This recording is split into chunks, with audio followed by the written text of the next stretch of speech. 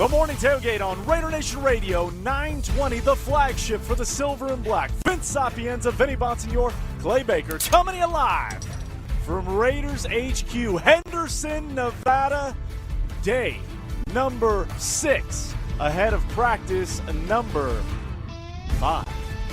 The pads will be put on. The sun is shining. The birds are probably chirping, but the pads will be popping here in less than an hour's time, and we will be bringing it to you live on the Morning Tailgate, Raider Nation Radio 920. Good morning, a happy Monday, and what a start to the work week for the Raiders. The pads go on, the work continues, the intensity as the temperatures here in southern Nevada on the rise. Welcome in, everybody. It's a different kind of feeling walking into the building this morning, getting set up because the anticipation of what is to come today is unlike anything we've seen this week. It's one thing to get out on the field. It's one thing to say football is back, and it is in a big way. But when the pads go on, there's a little something different in the air. Good morning, guys. Good morning, gentlemen, and yeah, big day for a lot of different players. But of course, as we have throughout, right, off season, OTAs, minicamp, and now training camp, we're all looking at the offensive line, right? I think we're pretty sure of what that 5 looks like right now, as of right now, and I would say that Jackson Powers-Johnson thus far, at least the people that I talked to, has put his best foot forward, so to speak. And I would say right now, Jackson Powers-Johnson is the right guard. Now, for right now, we say that. Why do we say that, Vince? Because as you've been saying, the pads are coming on today, so it's a little bit of a different ball game at this point. So a chance for Jackson Powers-Johnson and this offensive line to really keep showing now that they're moving in the right direction, that he's moving in the right direction. And I could say this, there's interest around the league. People around the league are curious. Hey, what's going on with Jackson Powers-Johnson over there with the Raiders? You know, is he in the plans? Is he available? There would be interest in Jackson Powers-Johnson on another team. I will say that without a shadow of a doubt. I think the Raiders would prefer, no, Jackson Powers-Johnson stays right here. He's our right guard. So far, so good. We like what we've seen so far. But the game changes today, and the game will change every day that the Raiders are in pads, and then as they introduce opponents, you know, whether it's in training or whether it's in actual preseason games or down in Houston when they go down there for the joint practice, for Jackson Powers-Johnson and this offensive line, I don't want to singular him out too much. To show that they're ready to carry their weight and to be a responsible offensive line that can protect whoever the quarterback is and open holes for Ashton Genty and whoever the backup running backs are, and provide time for Brock Bowers to do his thing. So right now, as the pads come on, this is really, for me, so much about this offensive line, and in particular Jackson Powers-Johnson. Yeah, that starting 5 has been as it was during OTAs. Colton Miller, Spencer Burford, Tyler Linderbaum, Jackson Powers-Johnson to start, and then obviously DJ Glaze. But I'll frame it in this way, and this is not a dig at JPJ, because, again, I think, you know, maybe the most positive thing for the franchise is JPJ winning that job outright, being the guy that they thought they were when they drafted him a couple of years ago. But, you know, this is really the opportunity for Caleb Rogers, for example, to take that job if he so chooses. Because, again, as much as we talked about, you know, the starting 5 iteration of the first 4 days of practice here at Raiders HQ, and it's been the same starting 5. To your point, there's really not a lot of jostling, if you will, in terms of the competition on the field that can really take place until the pads go on. Coaches talked about it last week, saying, look, this is all well and good, but once the pads go on, we're going to really see who's going to take hold of that opportunity. And so if you're Caleb Rogers, for example, you're sitting there saying, hey, today's my day to kind of go out there and assert myself. And on the flip side, if you're Jackson Powers-Johnson, this is what you've been waiting for how many months now, going back to that game in Denver where he got hurt, right? And it was basically knocked out for the rest of the season. And now you have all these question marks once again surrounding your job and your status as a starter. So for both those individuals, like, what an opportunity today presents. And again, it's not about just one single day. We will use that and have that caveat throughout the morning, right? It's not just one day. It is It is a war of attrition, so to speak, during training camp. So, but this is, the first day. You only get your first impression, especially with Pat, especially with a new coaching staff, right? Like, tape is great. What you did in the first 4 days are great. But now let's see you unleash, that kind of, I don't want to say nastiness, but nastiness, right? Like, show them why you play this game. Well, you said the key word, Vince, winning. They would love to see Jackson Powers, Johnson win the job. Let's just say either one. What they want is somebody to, like you said, win the job. That doesn't mean the other guy looks awful, right? And you win the job because the other guy looked awful, or you were the best option. They had to settle for one of you guys, right? They want somebody to definitively win it. What they would love to see is for it to be a neck and neck.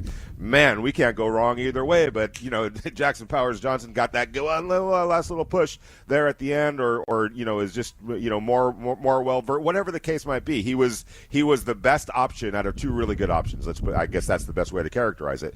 That would be the ideal scenario. But more than anything, they do want somebody to actually win the job, and not have to just hand the job to somebody because they were the best option out of two not so good options. And I do not believe that is the case right now. I do believe that they believe that they have some pretty good options here at right guard and across the board. And I think the fact that they have been going with a pretty consistent starting five, right? Sometimes they'll blend in or Caleb over at that right guard, but for the most part, as we've predicted, as we've said, as we reported, let's just put it that way, it's pretty clear who they have in mind for their starting five, which I think it is critically important. We've talked about this before, where with so much tinkering, I get it, I understand it. I'm not blaming anybody. They didn't feel like they actually knew who their starting five was to start training camp. The problem was they didn't know into week 3, into week 4, sometimes into the season, who the best group of 5 was. And that wasn't because, man, we have so many great options. We just had to figure out that last spot or those last 2 spots because we can't make up our mind because it's so good. They're so good. They're making it so. It was basically because who could we play that's going to cause the least amount of problems, basically, or just kind of be the best options out of some weak options? That isn't the case right now, and that's good news. But I think it's just as important is the fact that for the first time, Vince and Clay, in a while, it feels like, okay, they have a pretty good idea of what that's going to look like, and the importance of getting that group, that 5-man group, out there as much as possible, getting as many reps as possible, developing that chemistry and that cohesion that we just have not seen, whether it's in week 16 or let alone week 1, for sure not week 1, and how long it sometimes has taken the offensive line to kind of develop at least a little semblance of cohesion and chemistry. Why? Because really, honestly, in training camp, there were so many moving parts and so many guys, and I get it. You have to be able to blend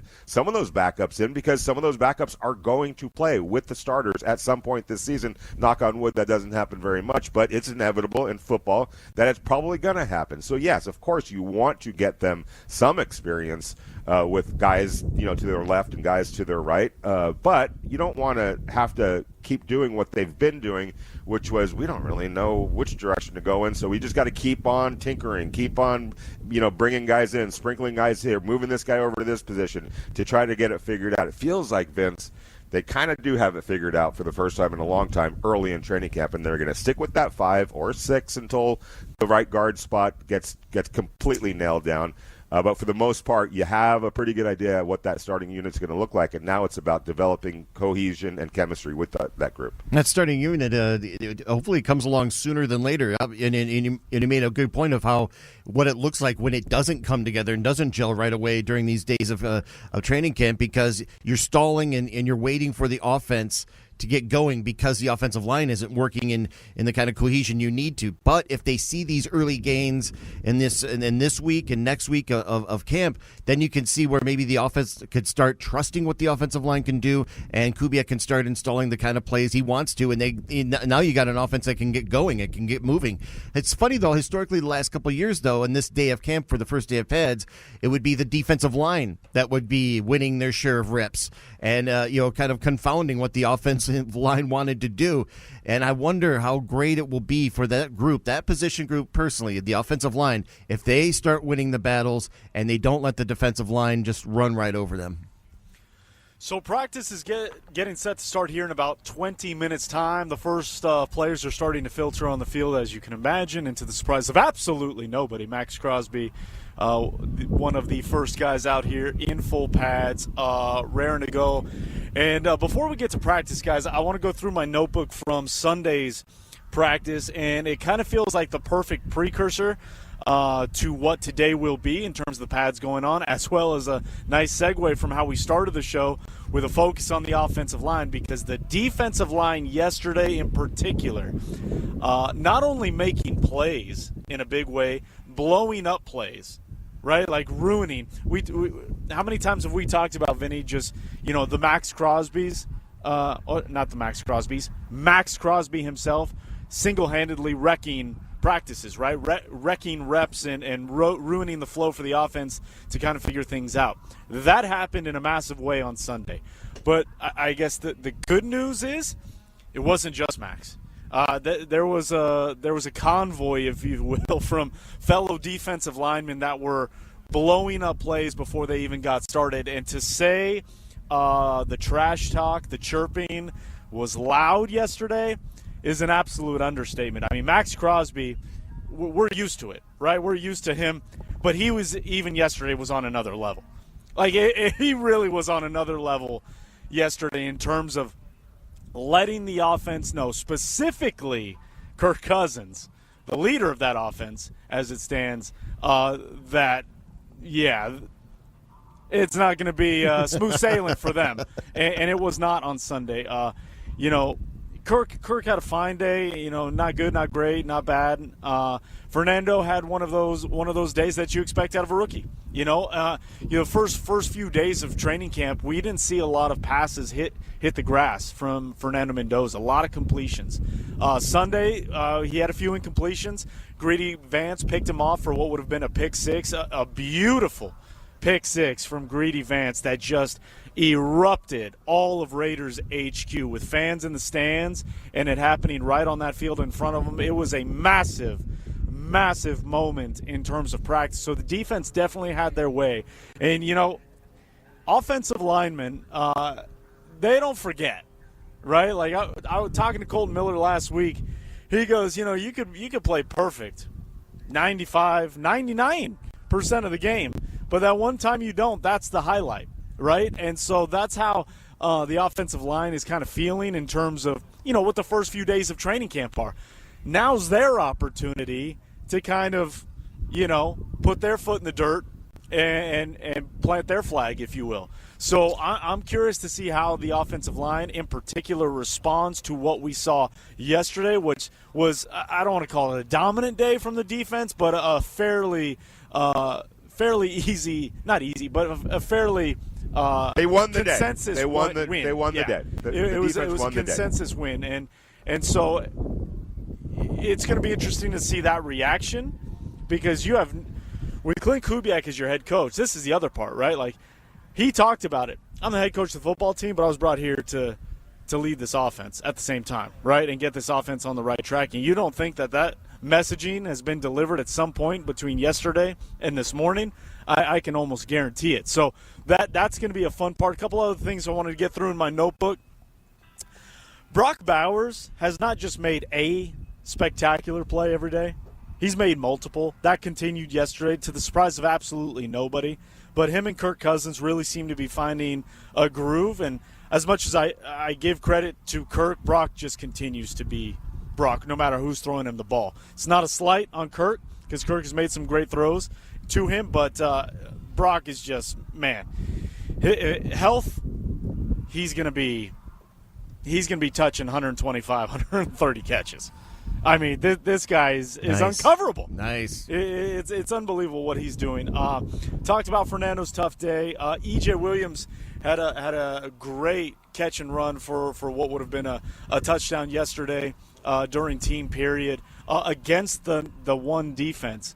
So that was a great moment for him. AOC throwing that ball. AOC also had a number of really great throws, dropped an absolute dime in the bucket to Dante Thornton Jr. Fortunately, he did not come up with that catch in the corner of the end zone, much to the chagrin of the offense, because it was a hell of a play. And the other real notable in terms of just different things that we've seen is, the rotations we talked about at cornerback with Darian Porter, Jermod McCoy, Zeke Massis continues to be very much in that thicket, and if not getting, I don't have a counter going on, but Zeke Massis seems to be getting a lot of run. I'll just put it that way, a lot of run opposite Eric Stokes. At the wide receiver position, it continues to kind of be a mishmash. I thought Jalen Naylor had his best day that we've seen of him yesterday with the ones. Trey Tucker, obviously still there. Bech.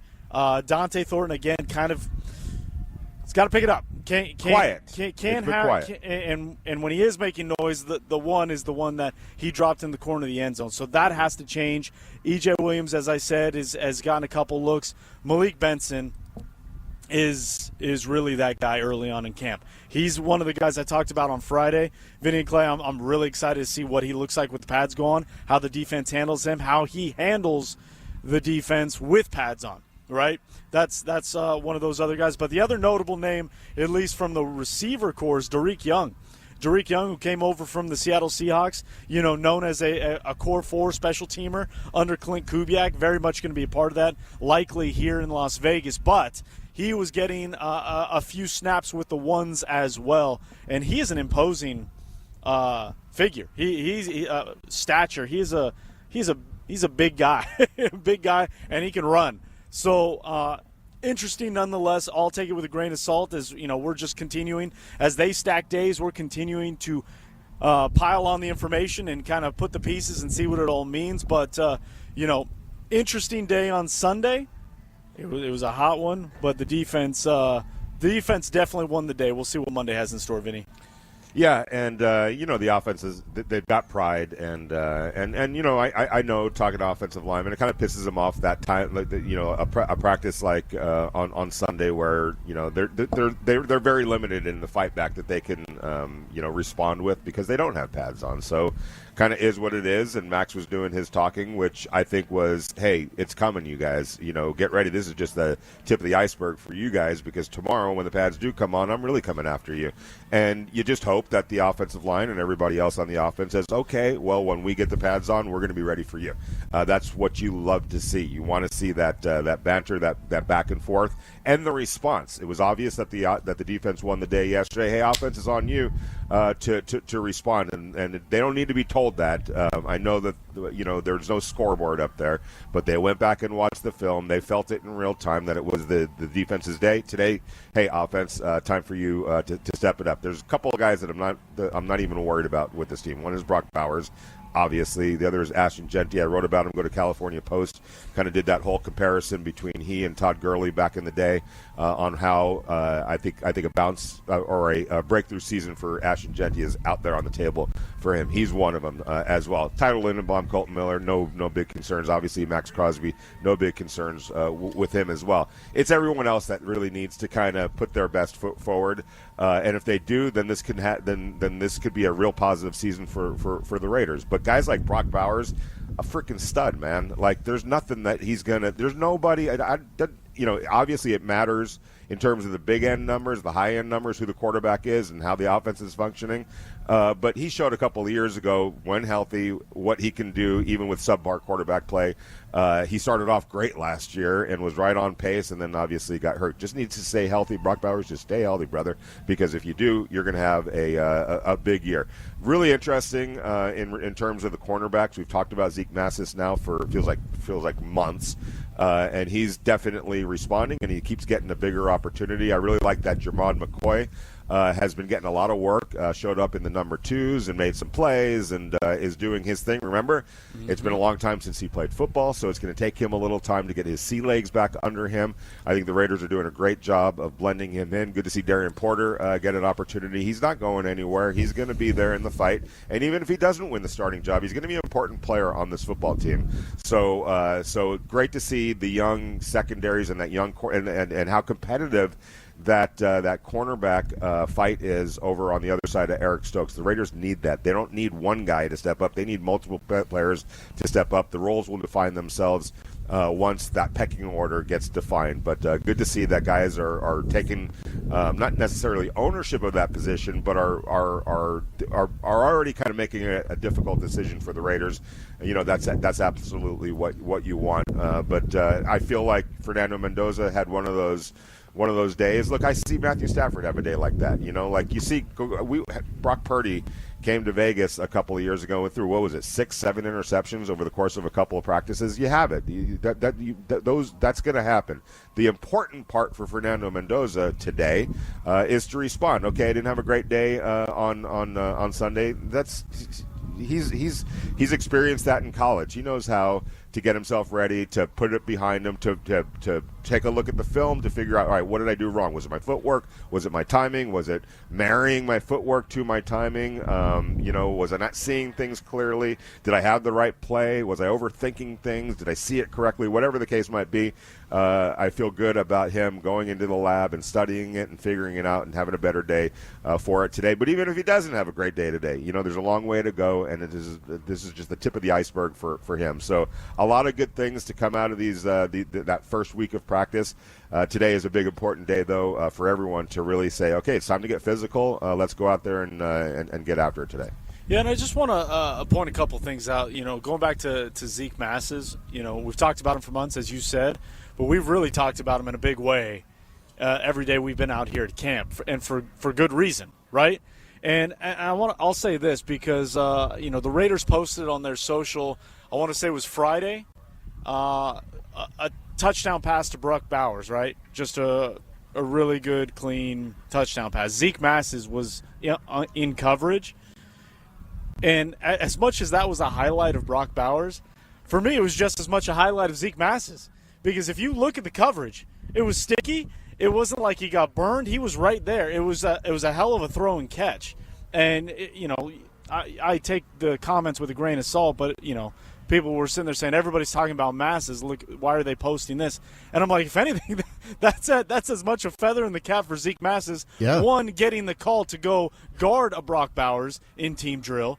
Two, to be as sticky in coverage as he was, the fact that it had to be a hell of a throw and a hell of a catch. I'm just saying, I don't know what it's going to look like when pads go on. That gets started here in 6 minutes or so. But Zeke Masses has showed himself very, very well. He has not looked out of place. He has not looked like a rookie. I'm sure those moments will be had. Just like Fernando Mendoza had, his first true rookie day in the NFL was yesterday, in terms of it being a tougher day than most, right? Because as I said, the first 3 days of practice, I couldn't tell you more than 2 incompletions he's had in those 3 days. Sunday was obviously a different story in that respect. So one other note was Mike Washington Jr., and I know we've been talking about him, but, yesterday I was talking to some people in the organization just about different guys that they're excited for today, and Mike Washington Jr. was the name at the tip of their tongue, saying just really curious to see what he looks like and what he's able to do when the pads do go on against NFL players, and seeing what that looks like. So we'll continue to react to what we see as players continue to filter out on the field. Practice set to start here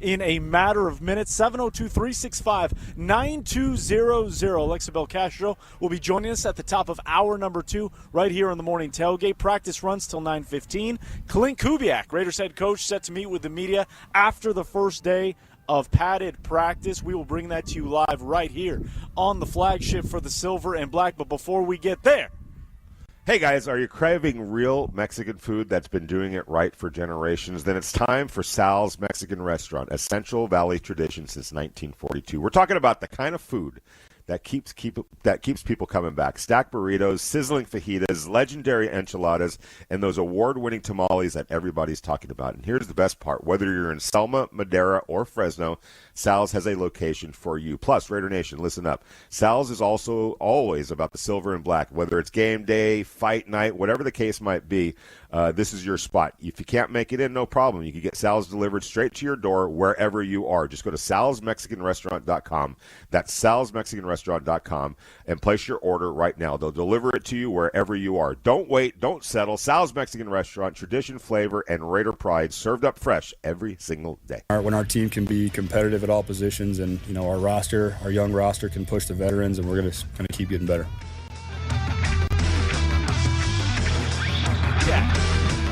As we welcome you back. Today, number 6, practice number 5, first padded practice of Raiders training camp here at Raiders HQ. The morning tailgate coming to you live here on the flagship for the Silver and Black. 702-365-9200 is the number. The question we are asking here on a Monday, kicking off your week. Who are you most excited to hear, read, see with the pads on? Is it offense? Is it defense? Or do you want to see the Tokyo Toad do it with shoulder pads? He met with media yesterday. He is awesome to talk to and to hear from. We'll get to more on that kicking competition here maybe later in the show, later in the week. But today is all about the big boys, specifically in the trenches up front. And, again, I've been saying it for weeks now. I'm really excited, and I am really focused on what this offensive line in totality does. Because Vinny and Clay, as we've talked about since camp has begun, right, we've seen a really healthy rotation in the DBs, right, especially opposite Eric Stokes. We've seen a healthy rotation in the wide receiver room. We have not seen a rotation, so to speak, with that starting 5, and obviously that's for good reason. Cohesion, chemistry, getting those 5, that unit online as quickly as possible is, as we have said, maybe the most important thing the Raiders need to happen for their season, even beyond who's starting at quarterback, because I think what happens with that unit dictates if and when we see changes at the quarterback position. But to that end, as we see the Raiders going through a little bit of their walkthrough period before stretch right now, you could see there's a little extra pep in the step right this morning, guys, of what this team and these players understand of what is to come, the opportunity for these guys, not just those looking for starting jobs, but for those on the quote-unquote roster bubble as well. Yeah, this is a chance for those guys to make a big hit, make a big play, and show, hey, it was fun in games in the shorts and all that. But this is real football, and I'm going to, or as real as it possibly could be this time of year. And I'm going to announce myself that I'm one of those kind of dudes. Going back to the offensive line, I had met. It was right before training camp, and I had talked to somebody in the organization, and it was. We were talking about that starting 5, like identifying it as quickly as possible. And I didn't ask, hey, wouldn't it be great if, or how good would it be if you were able to find that starting 5 early in camp and get those guys as many reps as possible? It was, don't you think it would be important, to do this and to do it that way as opposed to the way it had been done these last couple of years? Don't you think it's important this year to really identify that starting 5 as early as possible, to build that cohesion, to build that chemistry? And the answer was yes, absolutely. And it feels like that's exactly what their plan was, at least for now. Again, Vince, as you said, the pads are coming on today. A lot of things can change because of the pads. The Raiders hope it doesn't. They hope that guys behind them are playing great football and pushing and pushing and pushing, but that as much pushing as they're doing, we're still feel great about our starting 5. That's the ideal scenario. But, until it's all said and done, everybody's going to get their opportunity. But I do think it's really important, and I do think that they felt it was really important. Hey, let's do something a little bit different this year. Let's go ahead and really have a good idea and a good feeling about the starting 5. And let's get them as much work as possible against that ferocious guy over there, number 98, Max Crosby. Let him eat. Let him do all of his things. Let him do all his hooting and hollering. Let him dominate. Let him play the way he plays.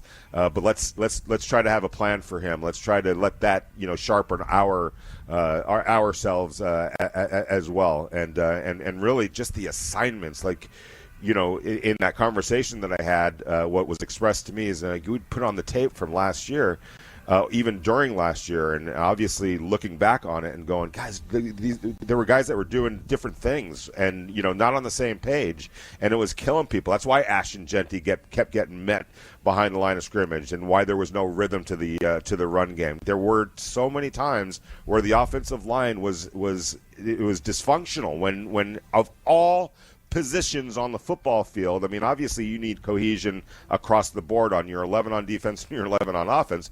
But in particular, Vince, the offensive line needs to be doing what it does together, not individually. I was talking to an offensive lineman the other day, and he was like, this isn't an individual position. Yes, we all have to do our jobs as individuals, but it's so reliant on everybody else. And I'm responsible for not responsible, but what I do affects the guy next to me and the guy next to him. And it needs to be all together, moving in the right direction, doing the right things together.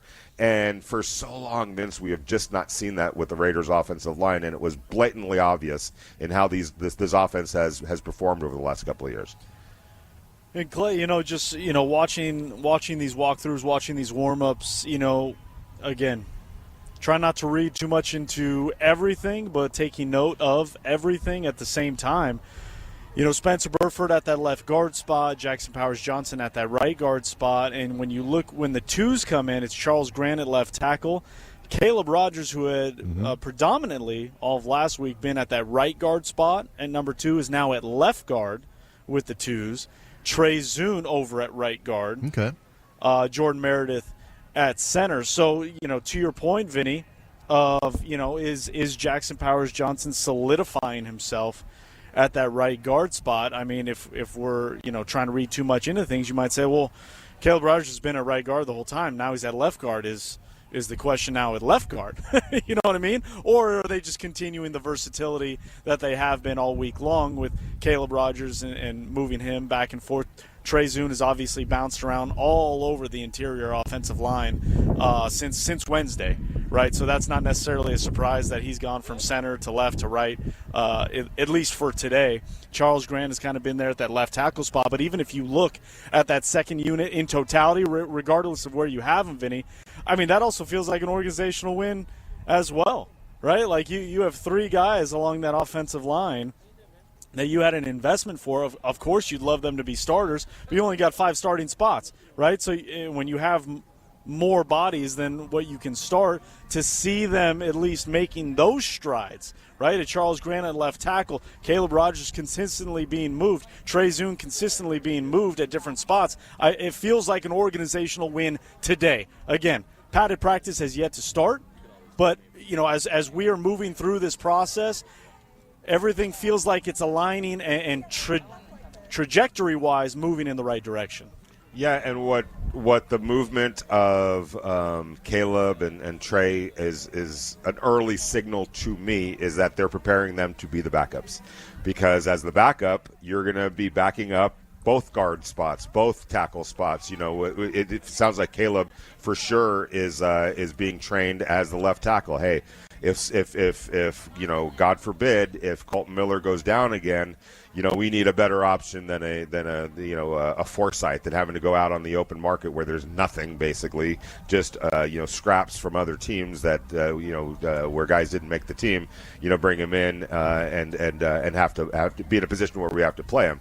To me, training him over at left tackle is a good thing for him to just get that thing down pat, because if we need to call on you, now you have some experience. But in the case of Caleb and Trey Zune, the fact that both of them are kind of interchanging and going back and forth, that tells me again that all right, we sort of see our starting guards being Burford and for now Jackson Powers-Johnson. So it's even more important for you guys to learn both spots, because either Spencer or Jackson goes down, one of you guys is going to have to go in there and man that position. So let's get you up to speed on both of those spots. 702-365-9200 is the number. We want to hear from you. Who are you most excited to see don the pads? Who are you most excited to hear about what they're doing on the field as the pads are popping? 702-365-9200 is the number. I've detailed a couple. Vinny, who are you looking at in particular that is really going to have your eyes and ears? Yeah, I continue to be intrigued by Massis. I continue to be intrigued by Jermon McCoy. I feel really good about Traden Stukes already, hearing some good things about Traden. Looking forward to seeing him. I'll be out there this week to be able to really get my eyes on them. So, but honestly, too, the wide receivers. It's hard for me to sit here and say I don't notice that there's not a whole lot of certainty necessarily or big-time playmaking opposite Brock Bowers, and I think it's imperative that somehow, some way, the Raiders this year can develop, whether it's multiple guys, a guy that can be that kind of guy next to Brock Bowers. I think it's just so important to put that kind of pressure on opposing defenses. Whether that happens, we will see. But the fact that a few days now have gone on, and yes, Malik Benson is definitely flashing, and that's a really good thing, for a rookie to be out there making plays. But it just feels to me like, it's kind of been a little bit pedestrian at wide receiver. It's been a little slow to develop at wide receiver, and maybe with the pads coming on and maybe the offensive, more installation going on with the offense, some of those guys are going to be featured pretty more. But right now, it still remains a question mark. I like Trey Tucker. I like Jalen Naylor. I think Jalen Naylor is going to be a fine asset, with this team. But can the Raiders expect to get, real big-time performances and help from one of those guys, or are they going to have to do it collectively? It feels like more of a collective type of a thing right now. 702-365-9200. We want to hear from you. Who do you want to see, hear, read about when the pads are popping? We'll get to your thoughts coming up after the break. But first, it is time for our Summer of Fun. Brought to you by our friends here, Raider Nation Radio 920 and Terribles. We are giving you the chance to have a summer of fun. This week, it is a new week, which means a new trip. And this week's trip, Clay, Yellowstone National Park or Grand Canyon National Park. Woo! Have you been Yellowstone?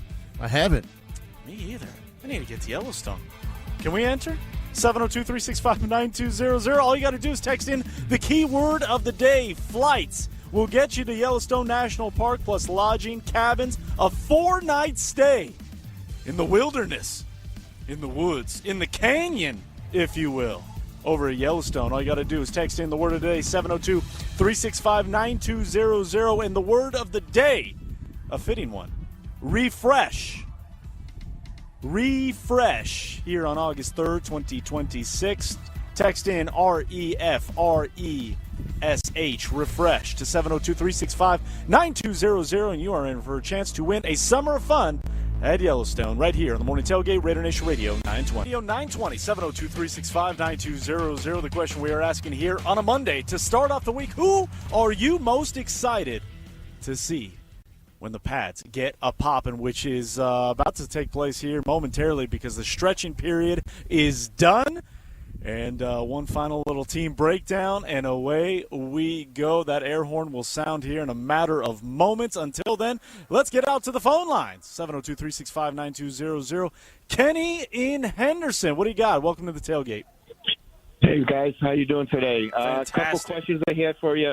Or what I was going to say is I'm very curious to see what the offensive line looks like with the pads on, along with the secondary, how they line up with the receivers and the quarterback timing, obviously, with those receivers, what you guys were thinking on those points. And then I did have another question. I'm coming to the practice tomorrow. Now, originally they said that they were opening the gates at 7:30.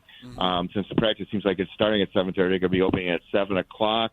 And which side are they going to be scrimmaging on, so you can kind of get seats? Is the whole thing open or just one side or the other for everybody? All right, Kenny. Well, thanks so much for the phone call.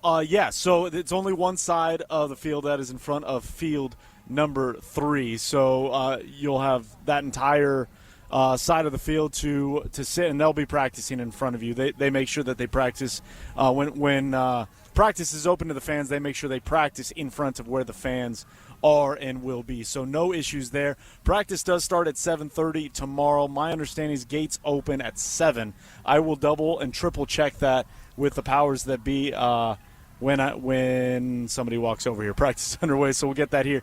But, yeah, my understanding is the gates for fans open at 7 because I saw them start filtering in as our show was getting underway. But obviously the offensive line is the focal point, I think, for everybody on a day like today. It's the low-hanging fruit. But, again, as I've said, guys, Vinny and Clay, it's the most important aspect to this team. Yes. Right? Like, we can talk about how Fernando Mendoza is the most important player on this roster moving forward. But the most important aspect of this team in the here and the now, in the moment, is how quickly can this offensive line get up to speed, get online, and create the foundation for this offense to blossom. Because, it's not going to be a microwave offense. It's not going to happen overnight. It's not ramen. This thing is going to have to bake. This thing's going to have to cook a little bit. And Fernando's going to need some time. There's going to be highs and lows, just like we saw yesterday. Yesterday would be considered a low in terms of the training camp for Fernando Mendoza. Not a great day. That's fine. It's going to happen. But the basis has to be there. Your bedrock, if you will. And that bedrock is the offensive line. You can't win at a high level in the NFL without a good offensive line, without a solid offensive line. I mean, it can't be a turnstile, and that's what it's been. You don't have to be the best offensive line in the NFL to win big at this level. But if not, you better have some superior players or a superior defense. It's just, we know that, all right. And all we're basically saying, Vince, is it can't be as bad as it's been. Even just a little bit better, which I think obviously a little bit goes a long way. You can't be the worst offensive line in the NFL again. And to me, they were the worst by a margin. Now, look, we didn't watch every bad offensive line, but it would be hard to imagine an offensive line that was worse than the Raiders. It's impossible to imagine it. It's not right? just hard; it's impossible. Yes, exactly. So it can't be that again. And even if you can get into the 19 range, into the top 18, top 15 or so. Which I think there's enough talent for you to make a move like that.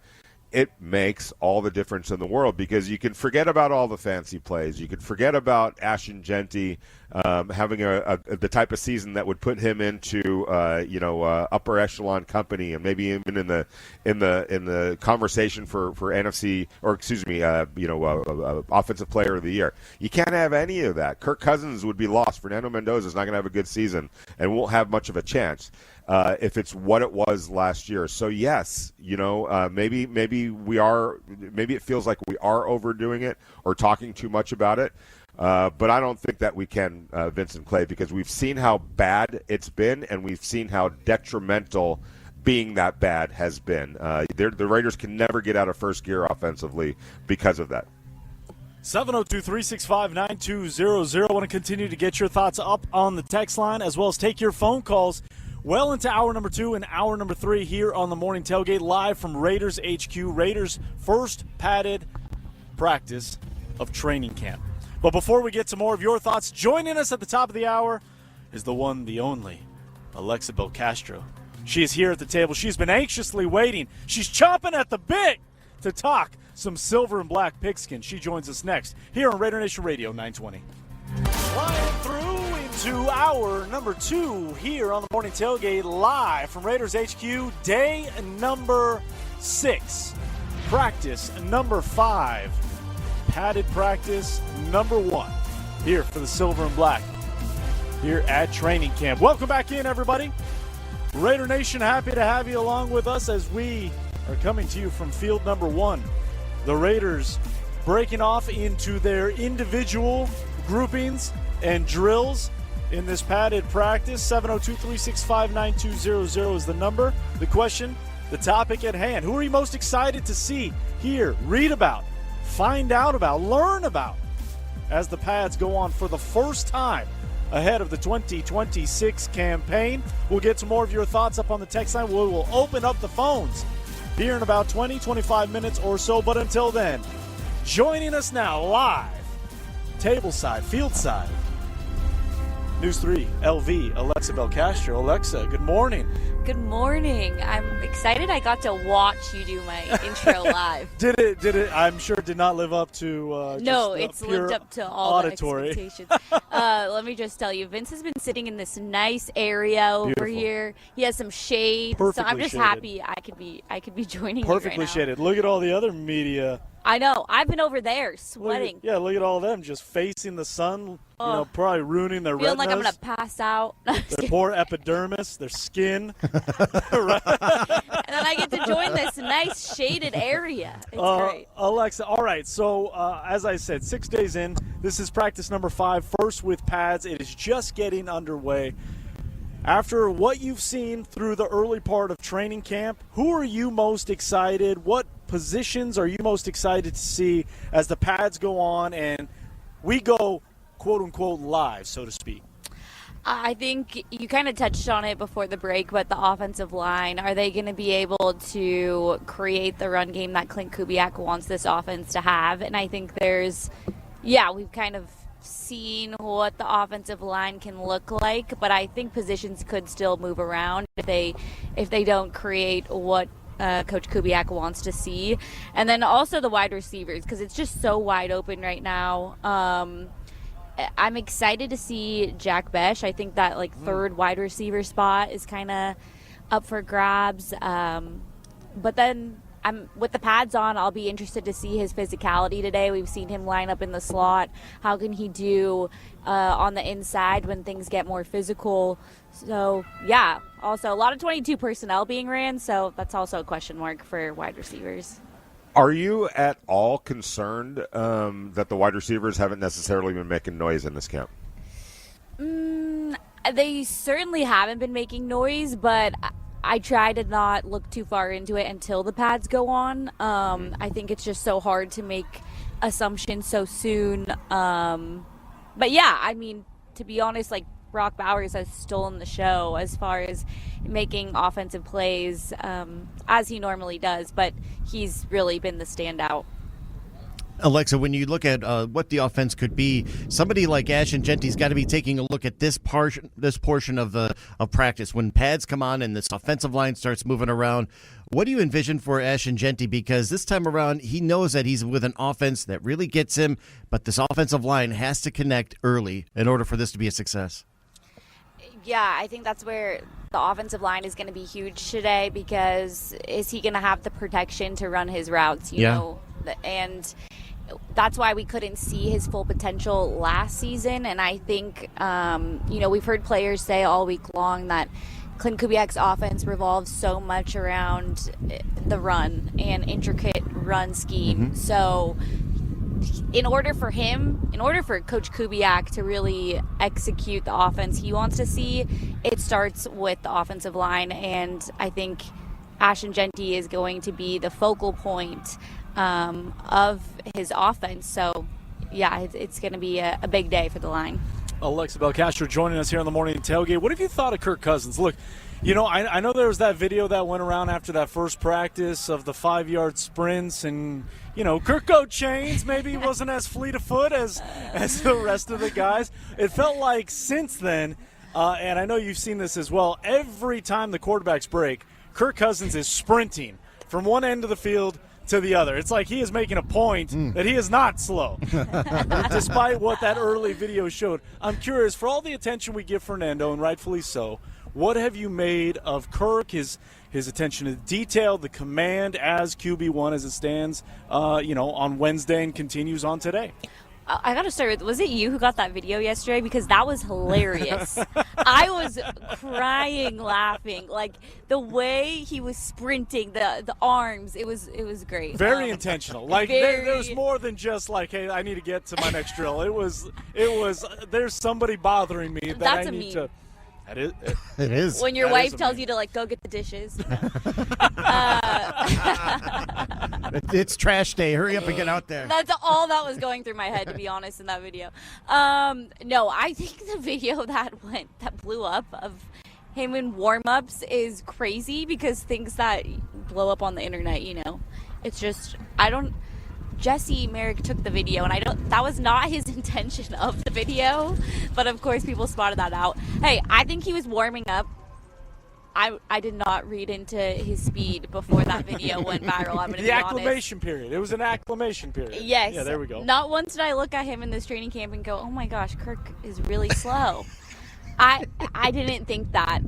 Is he the fastest quarterback in the NFL? No, and he never has been.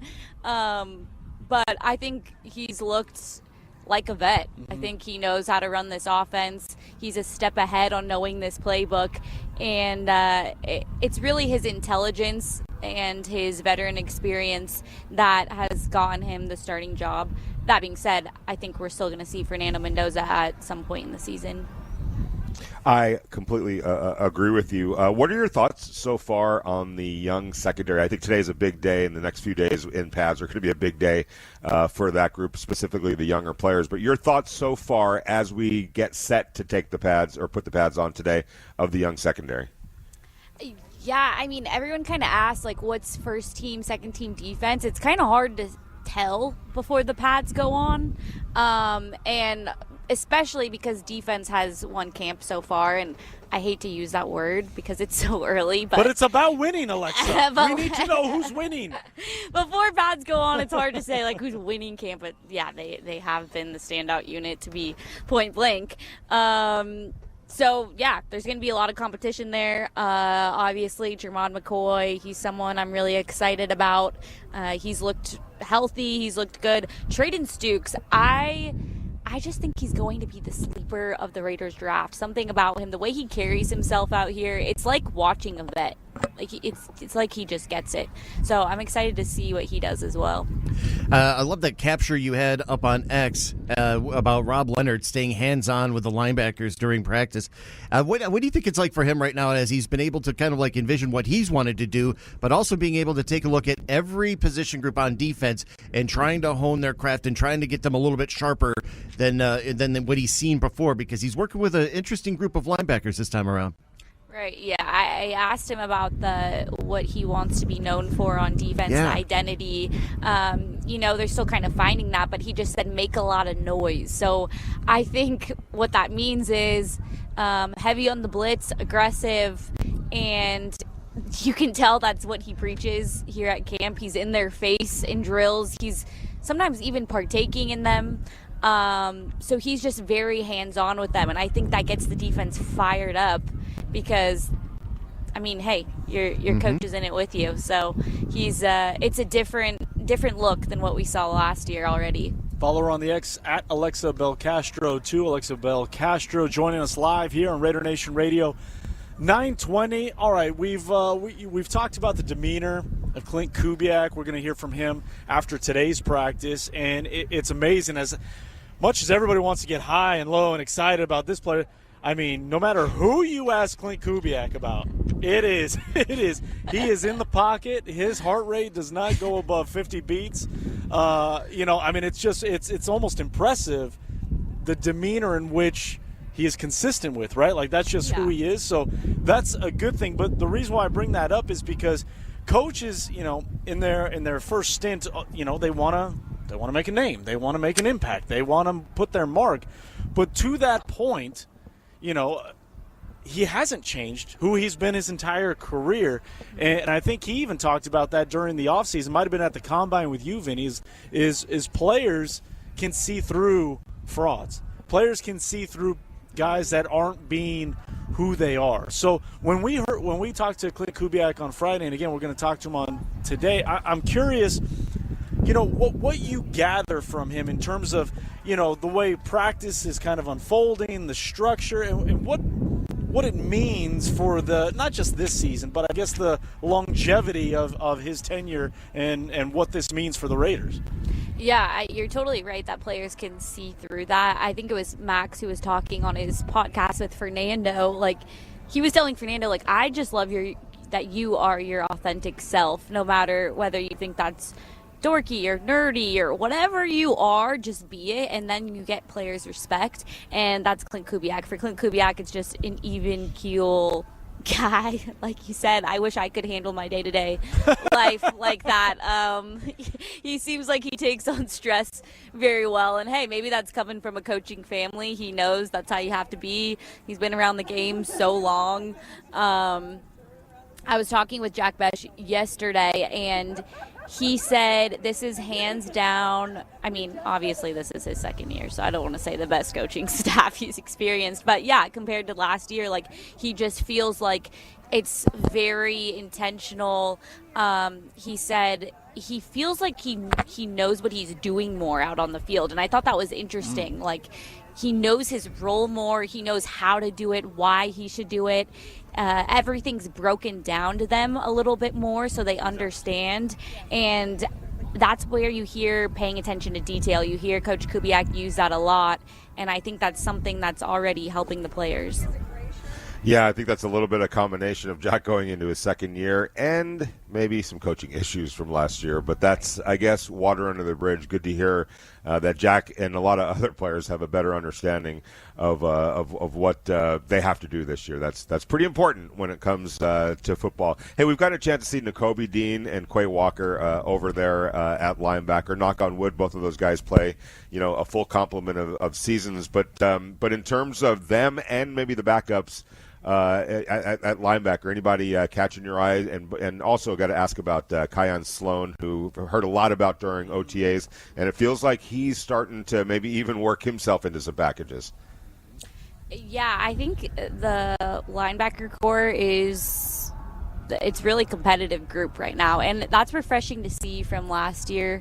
Nakobe Dean, someone I'm very excited about. They just seem, again, like, when you look at that group working together, they seem all on the same page. I don't know if any specific player in that core is grabbing my eye because they all just look really good and intact right now. I can say that's Sloan. Yeah. He is all of 6'3", 240. I mean, that is man. I know. Vinny, I mean, when you get out, he is a big boy. And on Sunday, I can tell you that, again, I just jump in because I didn't mention, but he was in my notes. He got some run with the twos. So I think that's a pretty notable thing for a player of his caliber, Clay.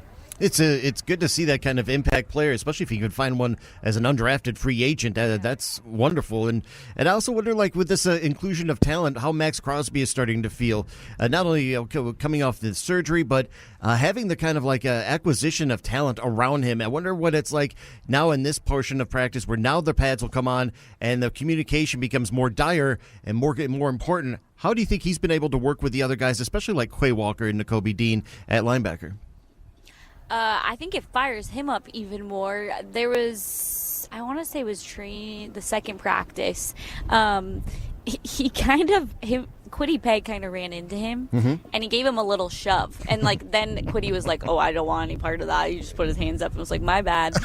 And you could see that was all Max wanted in that moment, was just a little accountability, and he got it, and then they, laughed it off. And I think that's just, I say that to say that is the definition of Max Crosby. He's looking for intensity. He's looking for accountability on the defense. And I think he is going to be pleasantly surprised this year, or is already. Yeah, there's a bit of towing the line, as Max put it, sometimes crossing it. I don't think we've seen anything being crossed yet. But again, yesterday Max was on another level in terms of talking, and specifically directing it at one Kirk Cousins as the one against the one. So we're kind of in the midst where we're still in this not quite individuals, but position groups are kind of mishing and mashing right now with each other. We haven't quite gotten to team period just yet. I would imagine we're getting to that here pretty quickly. But as we wrap up our time with Alexa Belcastro, look, pads are going on. It is hot. Yep. Yeah. Speaking of toeing the line, we are not condoning fighting. We are not condoning skirmishes. But if we see it. I want to say that loudly, Vinny and Clay. We are not condoning it whatsoever. But if it were to happen, if and when it were to happen, who do you think is going to be at the center of that first one? The first one. You're saying Max? You're saying the Condor is going to be in the middle of that first one? Yeah. This isn't a jab. It's maybe a compliment. His intensity is a compliment. Okay, but I do see it being Max Crosby 1,000,000%. You get to see a little different things over here, though. Vince is on the side where fans are not. So. Yeah, these binocs are being used in a big way. Again, we were spoiled the first couple days because everything was right here in front of us, but fans had to, I guess, show up. Oh, so God. I guess they get priority, Clay. I guess they get. Priority. That's fine. That's fine. Yeah, I'm okay with it. I'm okay with it. Alexa Belcastro, News 3 LV. Alexa, as always, 1,000 thank yous. We really appreciate you. What should we be on the lookout for as training camp coverage continues for you? Well, I'll be dropping my Jack Bech interview, so that will be exciting. Okay. And I was pretty excited about it because I'm just really rooting for him this season. I think he'll have a good year, so. He's an easy guy to root for as well, as are you, Alexa Belcastro. Thanks, guys. At Alexa Belcastro 2 on the X here on the Morning Tailgate, Raider Nation Radio 920. Yeah, that deserves a Ric Flair whoop. That deserves a Ric Flair whoop. 702-365-9200 is the number. We'll continue to get your thoughts up on the text line. Take your calls. Who are you most excited about to see as pads are donned? Practice is underway. Team portion has yet to begin. But when we do, we will bring you all the ins and outs of that. Let's go to the text line for a couple before we hit the break. Good morning, gents. Happy Monday. I'm curious which stance Genty has been practicing from. Thank you for being there for those of us who cannot. Raider Nation for life. That is Donnie. He's in the Michael Myers stance. He is living his – I mean, that's him. And I don't want – again, I don't like to keep going back to last year, but – Chip Kelly? All right, we're naming names. That's fine. You know, whether it was Chip Kelly, whether it wasn't, I know there's conflicting stories. I know. The stories that are out there, regardless of who it was, it doesn't matter, right? Like, that part doesn't matter. What matters is the fact that Ashton Genty went back to what he's most comfortable with. And for all the points we talked about at Klint Kubiak being him, right? Like, never getting too high, never getting too low, kind of always being that same guy. It's such an important part of being able to excel in anything you do, whether it's on the football field, whether it's in an office, no matter what it is, you have to be who you are, because at some point the charade will fade, right? You will be found out, and it will not be to your benefit, and that's never more true than on a football field, as we talk about, because players can see right through that. And so to that ilk and to that point with Ashton Genty, I think whatever makes him the most comfortable is what you want if you're Raider Nation. Whatever he thinks is going to put him in the best spot, he should do, right? And so what we've seen so far in training camp is Ashton has continued to be in the Michael Myers stance. I'm going to take that a step. I'm going to take it a step further. If it's working, there's no need to fix it. There was nothing in college that ever screamed, got to fix that. We got to start with that. I mean, he ran for 2,600 yards. His last year at Boise State. There was no need to tweak it, no need to fix it. Now, had he come into the NFL and was getting ample running room and not getting hit behind the line of scrimmage, and it wasn't translating, maybe then you say, hey, let's take a look at that stance. Maybe that's where we got to start here. But there was no need to do it at that point. It wasn't even to me anyway, authentic and all that. It was overcoaching, period, exclamation point, and a coach just deciding arbitrarily without anything that was going on the field to say, this isn't working, we got to make a change. It was working, and there was no need to make a change, and it was the classic case. If you looked in the dictionary of overcoaching, there should be a passage in there about that. Don't fix something that is working at the highest of high levels. It was just, arrogance, to be honest with you, and that's kind of part and parcel a little bit with certain coaches, and in particular the Raiders' former offensive coordinator. It is what it is, but good to see that he gave it an honest shot and went back to what is. Not only does it make him comfortable, it makes him effective. Whether it's a mental thing or whatever you want to call it. Yeah. The point is, it works obviously for him. So until it stops working, let him do what he does that makes it work for him. Clay, Alexa was talking about the hands-on approach with Rob Leonard, right? Yeah. I may sound like a broken record, and if so, I apologize, but I can't ignore what my eyeballs are seeing.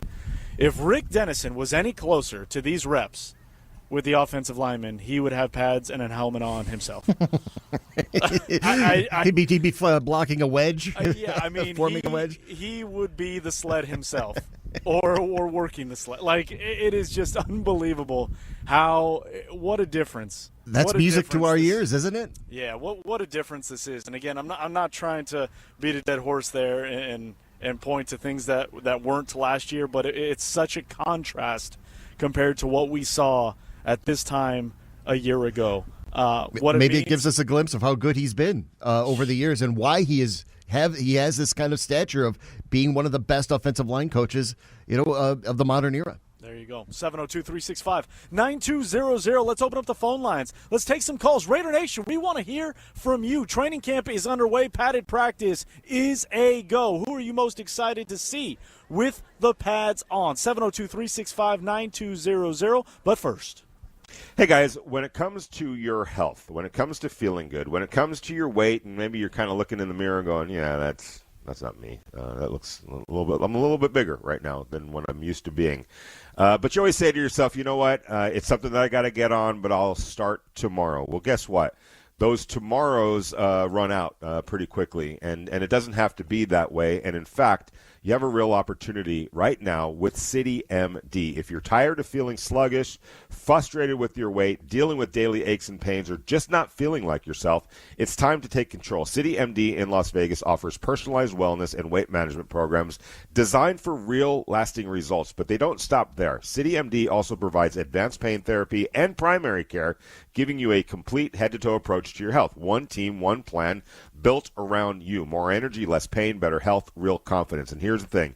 Appointments are filling up fast, so stop waiting. Give them a call at 725-255-7246. Ask for our good friends Andy or Claudia, and they will take it from there. Or go to CityMD PHP. That's CityMDPHP.com right now and schedule your consultation. CityMD. Stop waiting. Start feeling like yourself again today.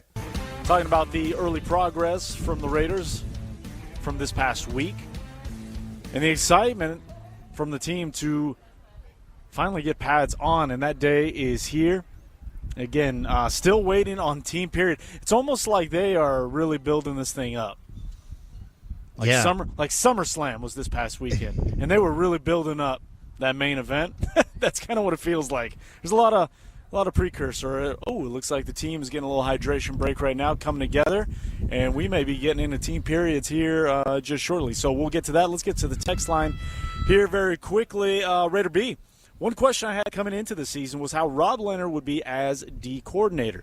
So far, it seems like the defense has a step on the offense. I know that's pretty normal in the beginning of training camp. Do you think it shows more to how good the defense looks or how much the offense still needs to improve? How impressed are you with Rob Leonard as DC so far?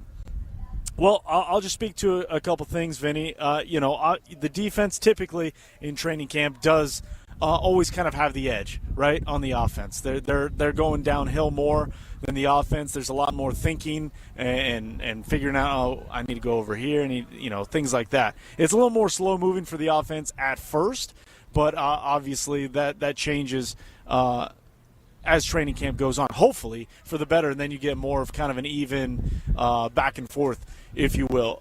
In terms of Rob Leonard, look, it's still hard to kind of understand, dictate, and figure out what his defense is going to look like in totality at the end of the season.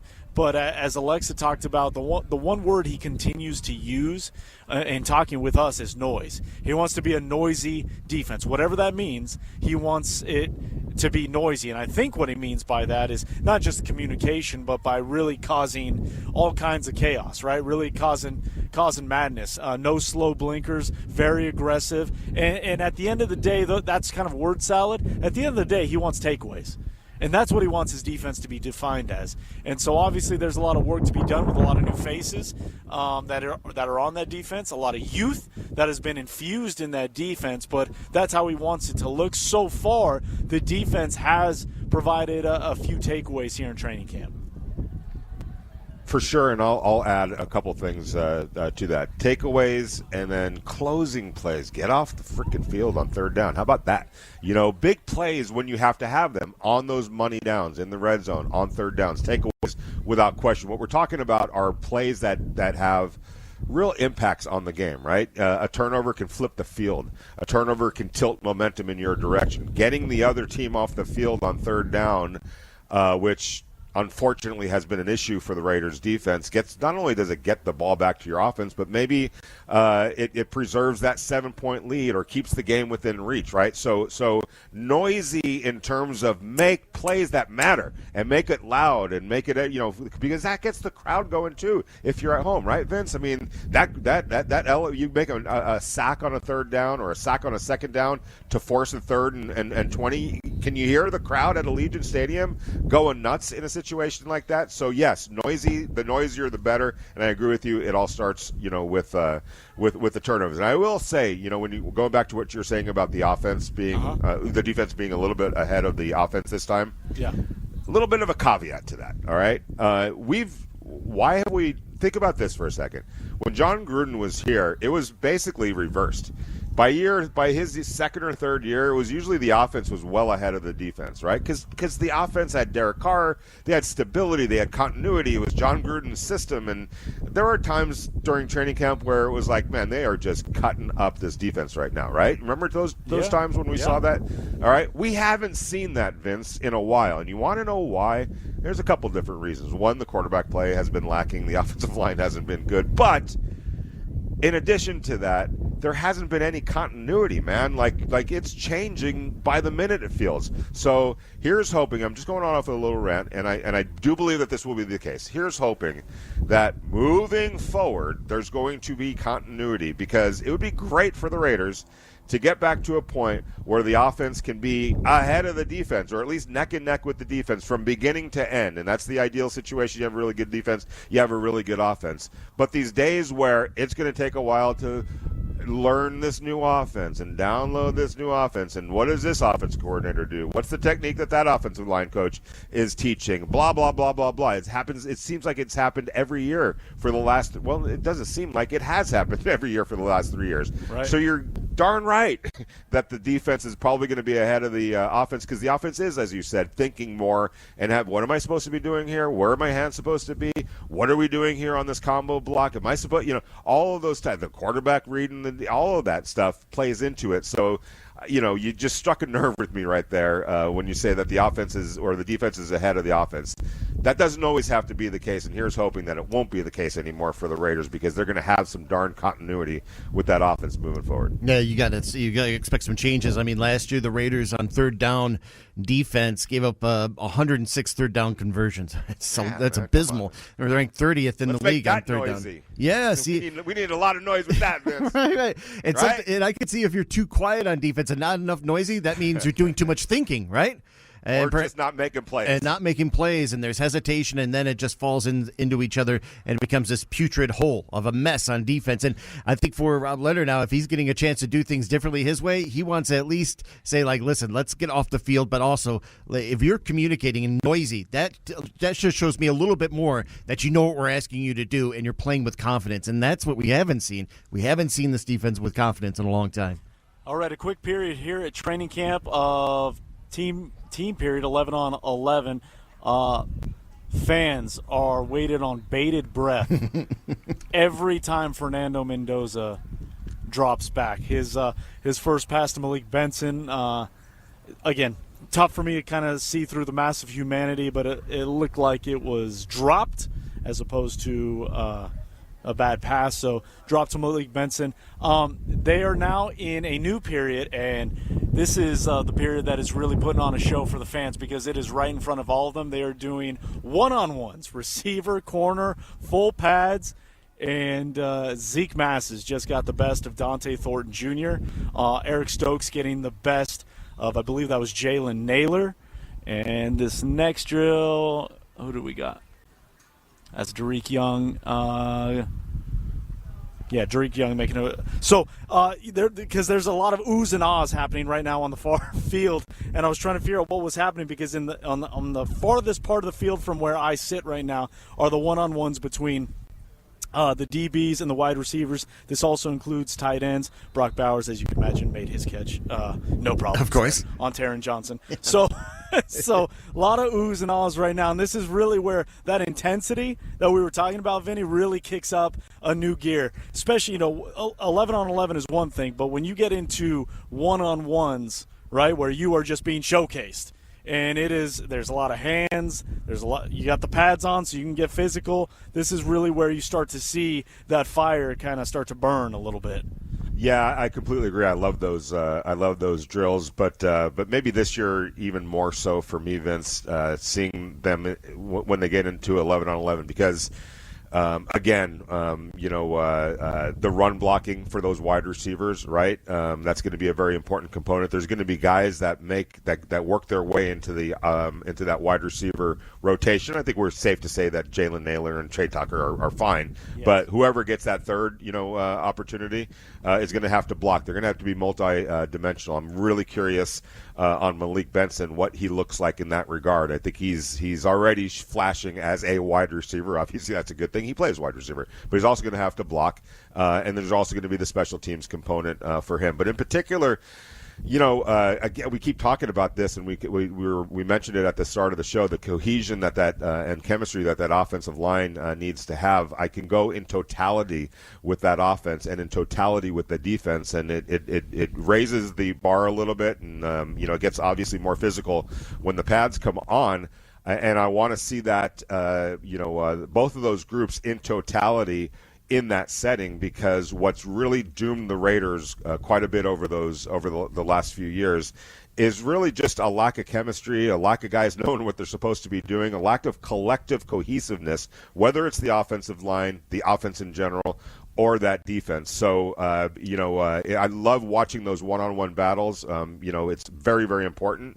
But it's really important, I think now more than ever, to see those groups out there in 11-on-11 working together and showing some semblance of connection. Because even last year when we talked about the kind of battle of wits between Pete Carroll and Patrick Graham, one guy did defense one way, the other guy did it another way, and you can literally see on the field that fight a little bit between those two coaches was really evident in the players and what they were being asked to do. Now, I love the fact that you got Klint Kubiak, an offensive-minded head coach, telling his defensive coordinator, Robbie Leonard, you've got this side of the ball. This is your baby. Here's kind of how I like to play defense. This is what my philosophy is, and hopefully we can marry that up with what I'm doing offensively. But it's your show, man. Go do what you feel is best for this defense. And so it's going to be that one voice, and hopefully we can see that singular voice, that singular plan out there on display, because the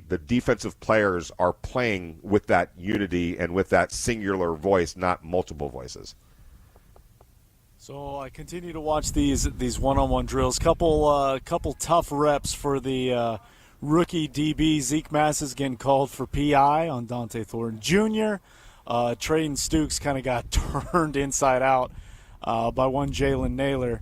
Malik Benson is quick, fellas. I don't know if Malik Benson is quick. Eric Stokes is looking really good. And, man, poor Taron Johnson. But, again, I say poor Taron Johnson because he continues to go up against Brock Bowers, who has not had an incompletion yet. But what is it? Iron sharpens iron, right? So that's going to be his assignment more often than not on Sundays regardless. But Brock Bowers is, as you can imagine, doing kind of whatever he wants. It's interesting that you say that continually. Like Malik Benson continues to stack really good days. It appears as far as the observations go and what he's able to do. And I wonder how far up the ladder this is starting to take him. And when Vinny, you were talking about wide receivers that can block well.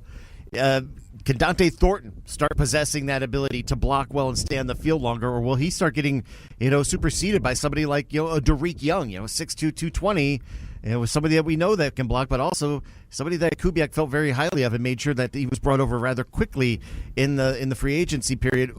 So for Dante Thornton to find that role on this team, we know of the mismatch he has for speed and for size, but can he start blocking and can he start showing out the way other guys could probably take his job, like Malik Benson or Derek Young, or at least make you think differently about those guys versus Dante Thornton? Well, I'll just put it this way. The blocking is one other box that he needs to check off of many that he needs to check off to hold off anybody, if he hasn't already been surpassed a little bit by a Malik Benson. So, yes, the blocking for him is important, as is some other parts of his game that are directly relatable to actually playing the wide receiver position. The talent is there. But now he's just got to be able to check those boxes off. Among them, can you go out there and be an asset in the block game?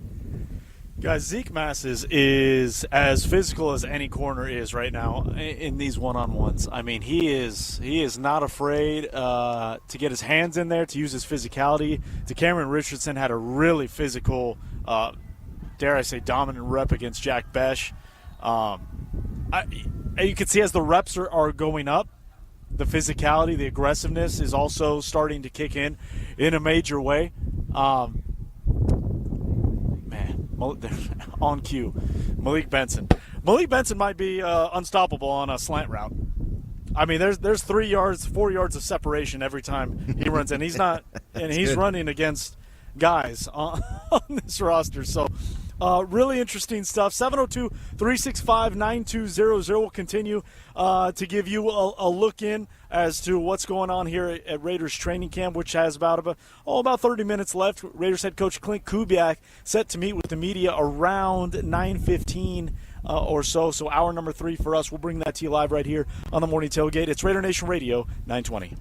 I feel like I've grown a lot. I've gotten a lot of snaps and a lot of extra snaps with the centers, and spent a lot of time with them on and off the field. Whether it's Trey, Jordan, Will, and of course Tyler. You know, all those guys have been fantastic teammates, and they've been fantastic with me, not having a lot of under center experience, being willing to get 5-10 extra snaps, and so that has helped me a lot, and being more comfortable rather than having to worry about, getting the snap.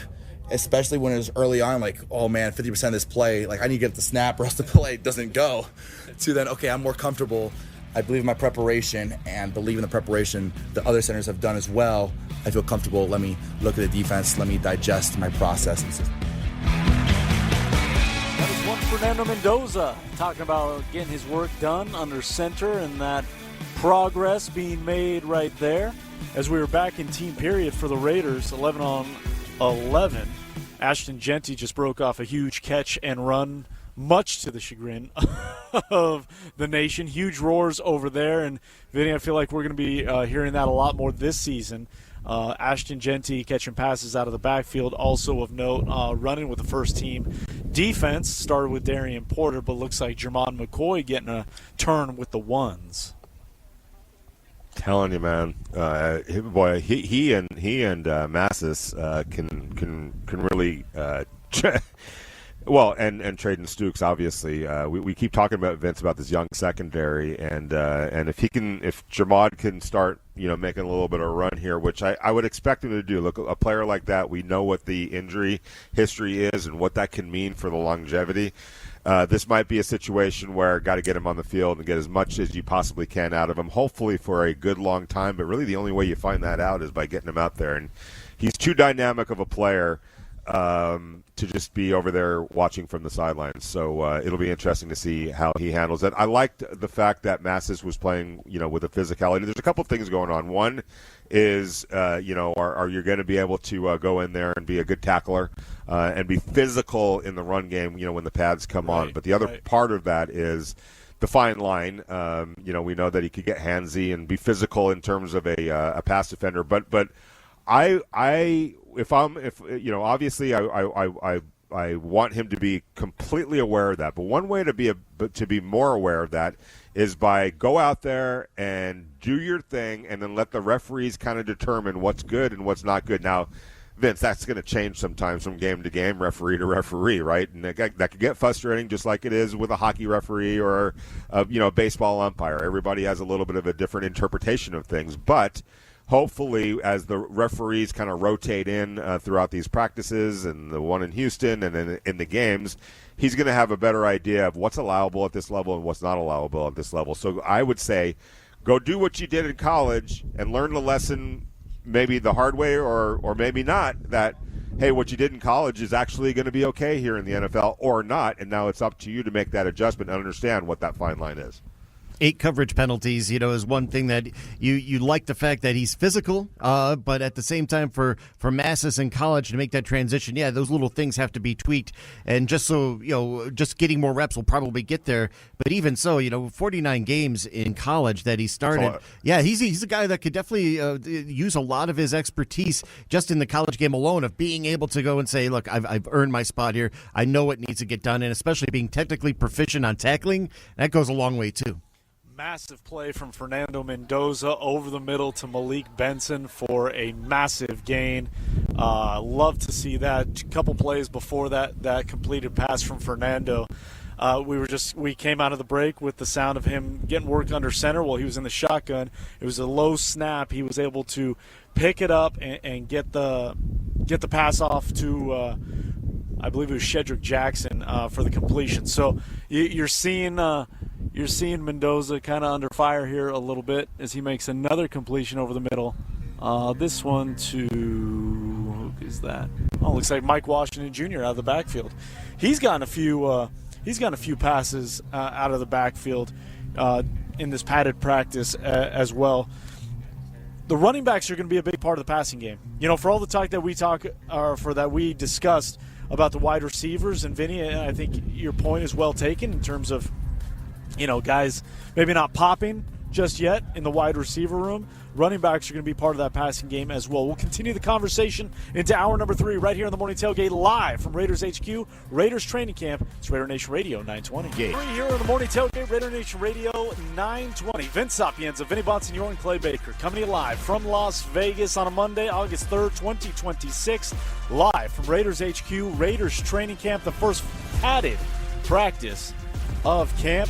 About 15 more minutes left of scheduled on-field time. Raiders head coach Klint Kubiak set to meet with the media shortly thereafter. We will bring that podium presser to you live. In the meantime, 702-365-9200. Continue to get your thoughts, questions, concerns, hopes, dreams. Raider talk.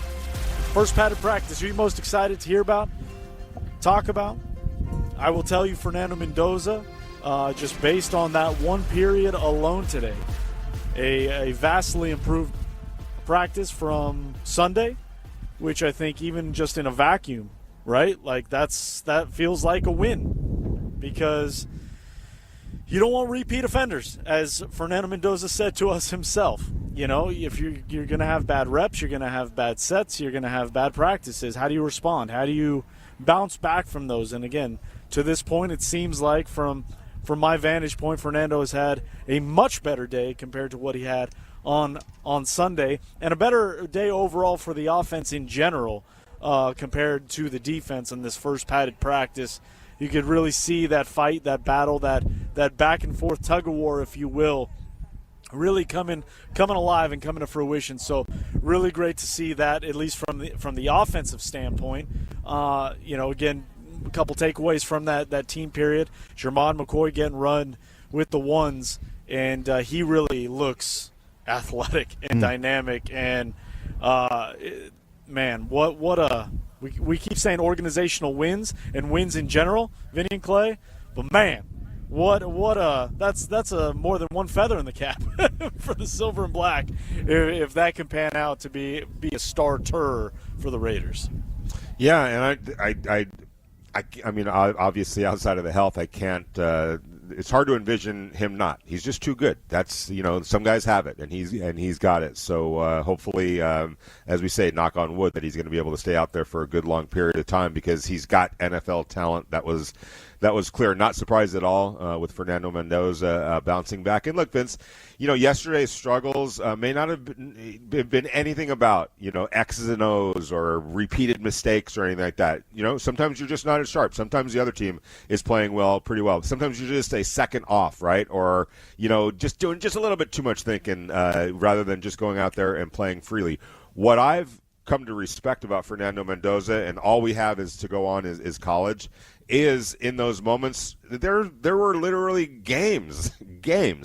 Go back and look at the Iowa game. There's games where it didn't start off all that great for Fernando Mendoza. Sometimes the defense has a good plan for you that particular week. Sometimes you're just not in sync. Whatever.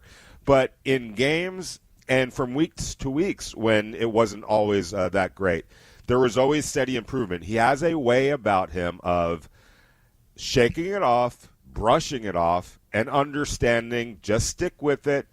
It's going to get better. There's a track record of that, Vince. And look, we can look at some college quarterbacks who were the antithesis of that, where when it went bad, that was it, man. School's out. They're not going to recover in this game, and it might take them another game before they can recover. That's a defining line between really good quarterbacks and not so good quarterbacks, is how they deal with whatever adversity might be. And it might just be as simple, Vince, as having kind of an off day. It might not be anything to do with knowing or making mistakes or anything like that. You're just having a bad day. Some guys make one bad day turn into 2 or 3 bad days.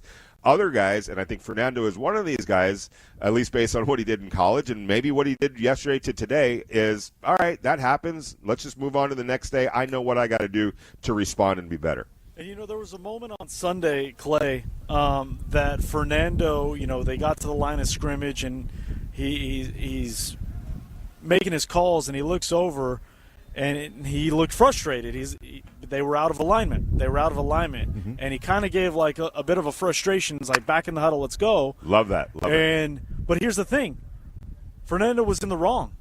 The alignment was correct. And Fernando, they go back to the line, they run the play, and he immediately goes over to the receiver, I think it was Tompkins, who he thought was out of alignment, and he gives him just a little pat on the head. And away he goes, talking with Coach Sullivan, his quarterback's coach, and Janoko, talking about, again, it's learning. He's not going to be perfect. He mentioned that last week. Here's Fernando Mendoza talking about not just the plays he is making on the field, but the interaction and the conversation happening thereafter. Yeah, and I think it also stems with the relationship everybody has with each other, especially as you see OTAs and day one, and even sometimes today in day two. I mean, it's a very small sample size, being one day, but there was a lot of times that, like I said, the offensive line would correct me, the running backs, the tight ends, receivers, they would help put me in place. And so it's our relationship that we have, that dynamic relationship where we are able to hold each other accountable, but not in a way of being demeaning or in a negative light, in a positive, hey, we want to move the down, we want to move the ball and move the chains. Hey, this is what I heard. Hey, maybe it's some confusion. Let's clear it up on both ends. So that's Fernando Mendoza talking about the constant learning going on in Clay. He's spoken to existence. And again, it's happened more than just the one time that I'm talking about yesterday on Sunday. But we were talking about, it was a tougher day for Fernando Mendoza on Sunday, and that was one of those moments where, again, Vinny, as you said, it may not be X's and O's. It just he may be off. He may have just missed a piece of information, and he thought it was wrong. But Clay, to that point, he sits there and he goes, let's back in the huddle, let's figure this out. And he goes, no, that one's on me. I was wrong. Let's move forward. And again, it seems like that was corrected, because I didn't see anything of that ilk after that. He said to you a few times in pressers where his greatest asset is his resiliency. And for somebody to go and at least acknowledge of why resiliency is important, and maybe that's one of his greatest traits, is that he's not going to get too down on anything. He knows how quickly this game is moving, and he doesn't want to wallow in self-pity when he knows he needs to get better. But also, he's somebody that seems to be very cognizant of what he needs to work on. So when you hear him talking about how players are coming up to him and doing all this, that's good, because it's something that I think everyone is recognizing that, hey, it's just little nuances, little details that you need to get down. Everything else will work itself out. But if we can get these details down, you're going to ascend a lot faster than people imagined. His above the head and work ethic are part of his superpowers, Vince. I truly believe that, and we've talked about that. It's a defining line, really, between quarterbacks that can function in the NFL at a high level and quarterbacks that can't, quite honestly. And part of that above the head for me is I don't know if resiliency is the right word, but just the ability to process the good and the bad that's inevitably going to happen, whether you're a quarterback or any other position. But we're talking about a quarterback, so we'll stick with quarterback. The ability to bounce back from an interception, that's going to happen, Vince. He's going to throw an interception in a game. Some of them are going to get taken back for a touchdown for the other team. all right, it happened. How do you process that? How do you make sure that that doesn't turn into a bad first half, a bad game, a bad couple of weeks? Because there are quarterbacks that allow that to happen. So he's already, to me, showing some early signs of that resiliency to really process the good and the bad and just keep that steady keel. Phil Jackson used to always say, find the middle ground. Just find that middle ground and stay there. And this way you're not tumbling in one direction or the other based on a result or a play or a sequence or a game, whatever the case might be. Just stay right there in the middle ground. And obviously Fernando's going to have some fiery moments out there. He's going to get in guys' face. He's going to be, jumping up and down, doing all that and all that stuff. But from a mental standpoint, playing the position, it feels to me like he knows how to find that middle ground and just stay there and not get too up with the highs or too low with the lows at all. Just basically stay in that middle, and that's a real important trait for a young quarterback. Yeah, I think the word is compartmentalized, right? Like, it's being able to... I can't say that word, Vince. Process is much easier. Yeah, well, it's that, that's a word that's been used by athletes to me many times. If compartmentalizing different parts of their game, their life, their ability as just an athlete. But for Fernando Mendoza, there's a lot of new being thrown at him, right? Like there's a lot happening to him, and we probably don't even know half of it, to be quite honest, in terms of things that are being thrown his way, as he just delivers an absolute dart over the middle to Shedrick Jackson. Much big roar from the crowd. So he's definitely bouncing back. His next snap, a low snap, picks it up and gets the first down. So, he's having a hell of a day compared to yesterday. And, again, I think that's good news for the Raiders. Here's another part as Dylan Lobby takes a nice long jaunt down the field for a big run, big gain. Jumping back to the defense, because now we're seeing Zeke Masses with the ones opposite Eric Stokes. And I thought Klint Kubiak said something on Friday that was really interesting. He's like, look, not everyone's going to be a starter, but we're going to have a lot of guys playing, right? And I don't know if you need to have, that DB room, quote-unquote, cemented, right? Like the way you'd need an offensive line position group cemented for week one. And to that point, I know there's only a fixed amount of roster spots, but the wide receiver position, right? Like, I think they'll have a good idea of who that number 3, number 4 will be. But I don't think that's to say, that there's going to be guys rotating in and out, right, of those spots, specifically at DB. Now, the caveat is Jermon McCoy just stays healthy, continues to be healthy, and he becomes that guy. But it feels like, again, early on in training camp, the Zeke Masses, Darren Porter, they are carving out roles. Jermon McCoy are carving out roles for them. Now it'll be on the coaches and coaching staff to be able to find their place and where they best fit to help the team. But a lot of these guys are going to be playing big, important roles in special teams as well. I think Klint Kubiak talked about it on Friday, in particular to the wide receiver room, that those guys beyond one and 2 are going to have to play special teams. And, it brings the conversation back up to Adante Thornton Jr., who we did not see play special teams a season ago. Where's your value? Where can you impact the game beyond, the limited number of snaps you may gain on the offensive side of the ball? Yeah, no doubt, and so it all kind of comes together. Glad to hear Dylan Lobby's name just being mentioned right there. I think Mike Washington is going to have a role on this football team, but I do believe, Vince, that Dylan Lobby is going to have a role too. He's had a really solid camp. He had a really solid spring, and I know everyone wants to talk about, well, he can't be trusted with the football in his hands. I mean, it was such a small sample size. I know it didn't look good when he did, 2 carries, a couple of fumbles in the very limited amount of carries that he did have. But let's see him get the ball 4 or 5 times in the game. Maybe it's the preseason, whatever. Before we start just throwing him in the jail and throwing away the key because he had an early rookie issue with hanging on to the ball. That's not very unusual in the whole scheme of things. Vinny, I'm not trying to be over dramatic when I tell you I think Dylan Lobby has gotten more snaps and reps on offense so far in training camp than he may have gotten in his first 2. Wow. Yeah. Wow, that's good. Combined.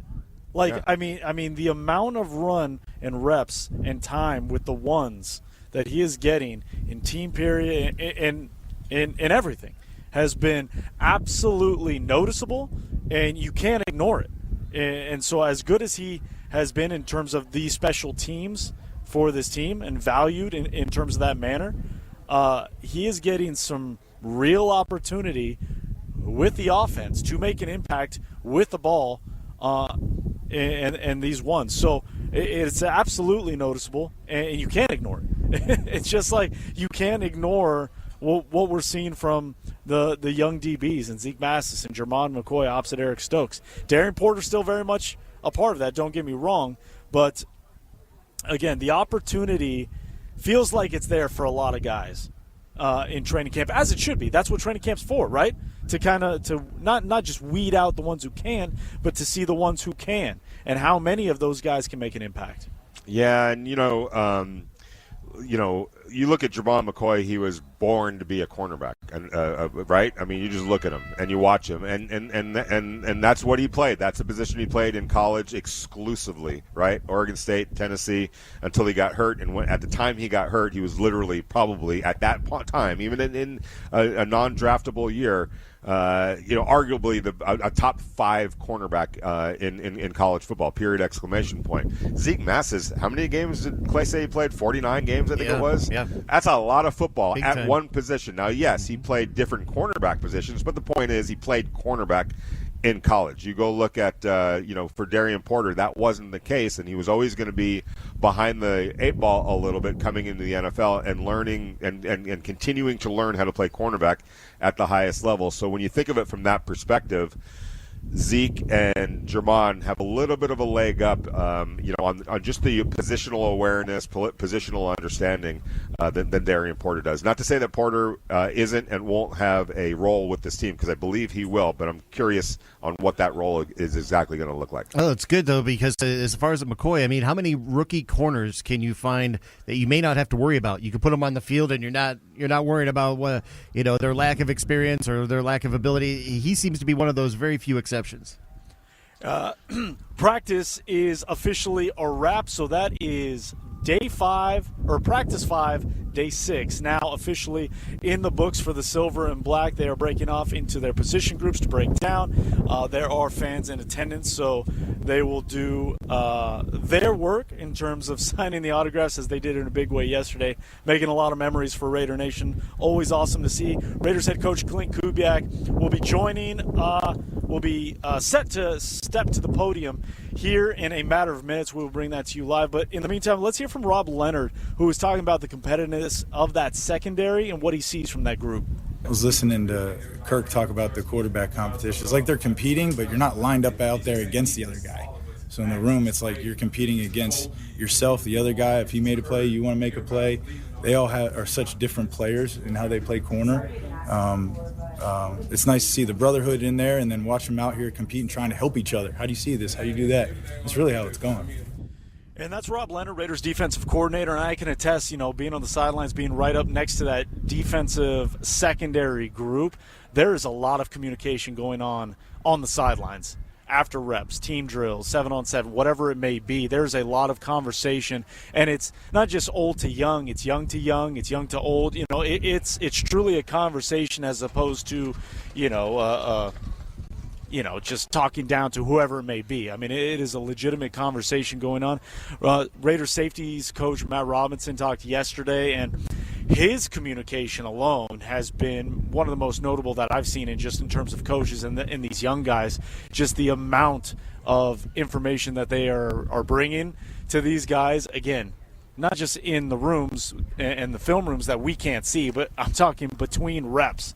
and things of that nature. It's been awesome to see. 702-365-9200. We'll continue to get your thoughts here up on the text line. We'll open up the phones. Klint Kubiak set to meet with the media here in a matter of minutes. But before we get there, Clay has a gift for you. All right, a 4-pack of tickets to the Las Vegas Aviators for Saturday, August 15th. Be caller number 9 at 702-365-9200. Aviators against the River Cats of Sacramento, Saturday, August 15th, here on Raider Nation Radio 920, 702-365-9200.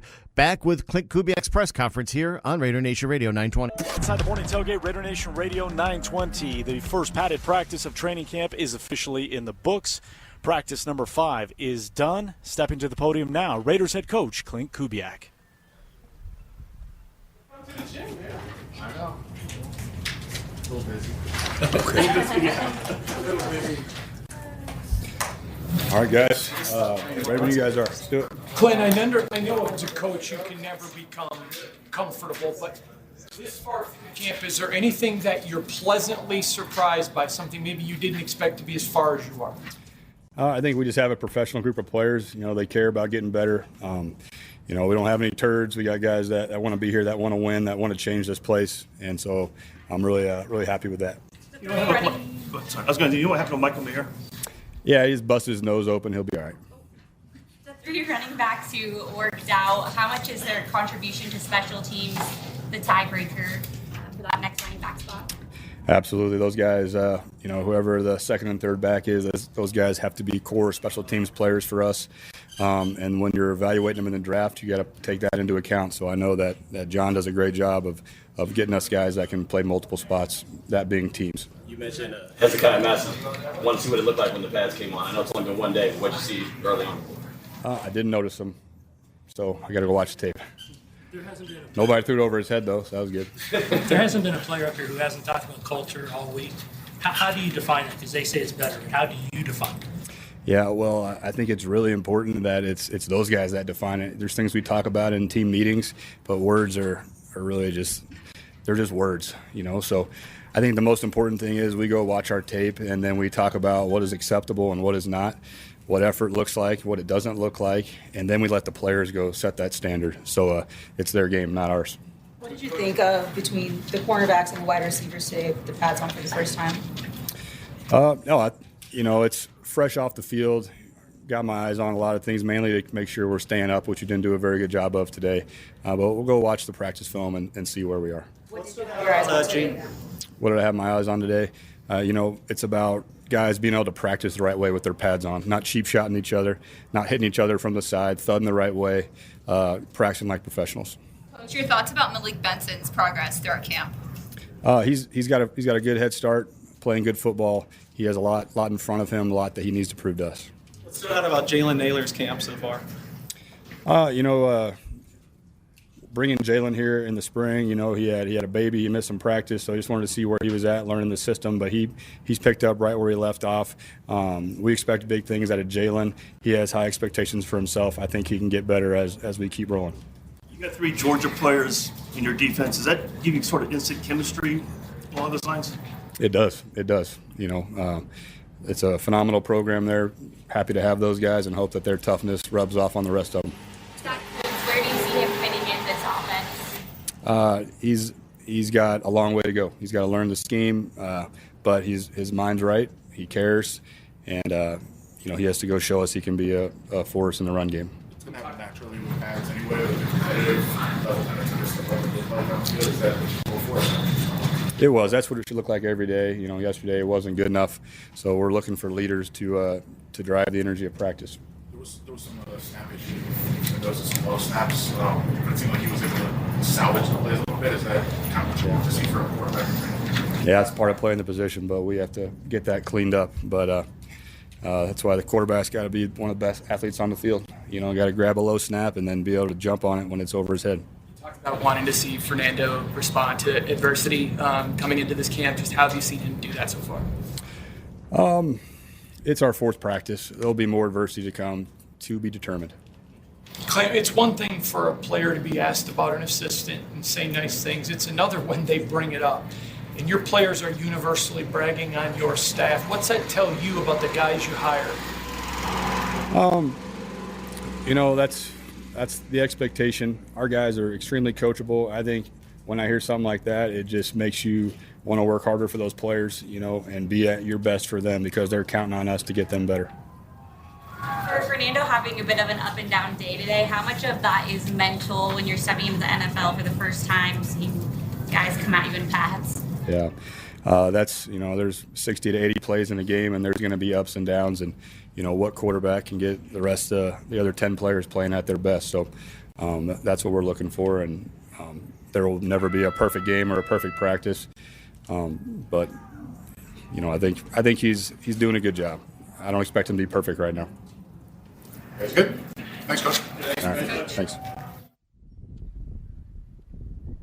That was Raiders head coach Klint Kubiak meeting with the media following practice. I had to double check. He said practice 4. This was practice 5. This was practice 5. By NFL rule, you cannot do padded practice until you get here. So we are here. All the rules are being adhered to. Clay, don't worry. Take it easy. I'm a bit of a rule breaker. But he did already provide the quote of camp. No turds here. No turds here. Everybody's working the right way, hitting the right way, thumping the right way. And as you heard at the end right there, talking about Fernando Mendoza, don't expect him to be perfect, but, he's doing well. He's doing well. Jerry West's term for turds was dumbasses. Was that Klint Kubiak swearing? Was that the equivalent? That would be the equivalent. And that's awesome. as Jerry would say, and Vinny, I hate dumbasses. There's nobody that's going to ruin a practice, ruin a season, ruin a locker room, ruin anything more than it's good. Can't have them. Over the years, we've had no energy vampires, and now there you go. No turds. Yeah, energy vampires. Yeah, that's a good one as well. That is a good one as well. Look, it's true. They all work. Yeah, I know he was asked a lot about a lot of specific players, right? But there's a common thread with all of them. It's still early. There's a lot of work ahead, and there's a lot of work for them, regardless of who that player was, to prove to the staff, to this team, they're ready to take on whatever role they're talking about. Mike Washington Jr. was brought up. Malik Benson was brought up, obviously Fernando, but again, the same theme from just about everybody from Klint Kubiak. Yeah, and he's getting a handle on his players just as much as they are on the system and everything else, and and so he's learning about this football team. More answers to come as the pads stay on, and he's going to go back, after whatever meetings they have. He's going to take a look at the tape, and the tape don't lie, as we like to say. Who's taking plays off? Who's, if anybody, hopefully nobody.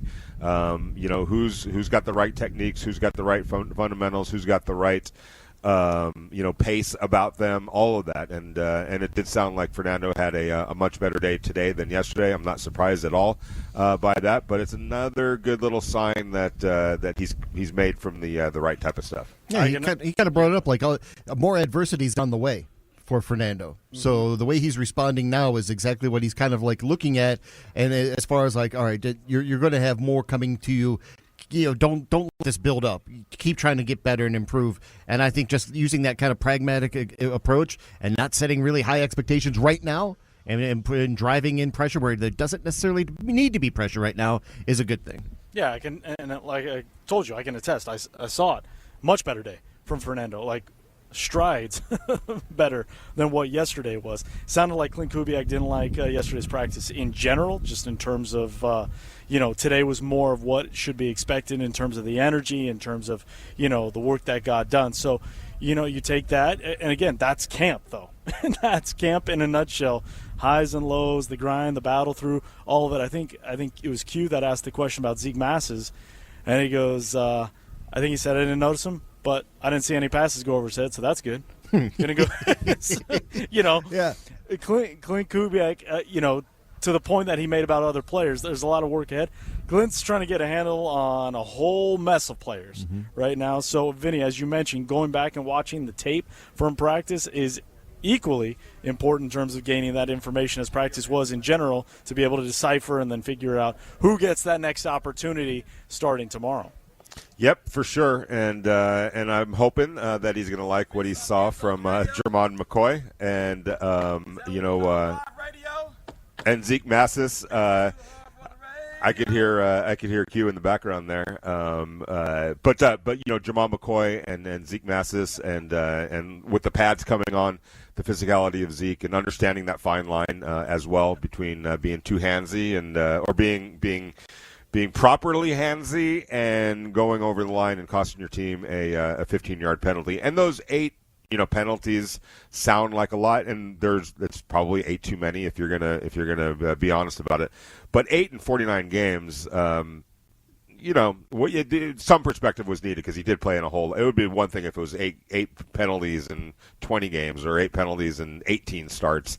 8 in 49 games sounds. It doesn't sound. You want to cut that down, but it doesn't sound crazy bad. Yeah, college officiating is always a different kettle of fish altogether, too.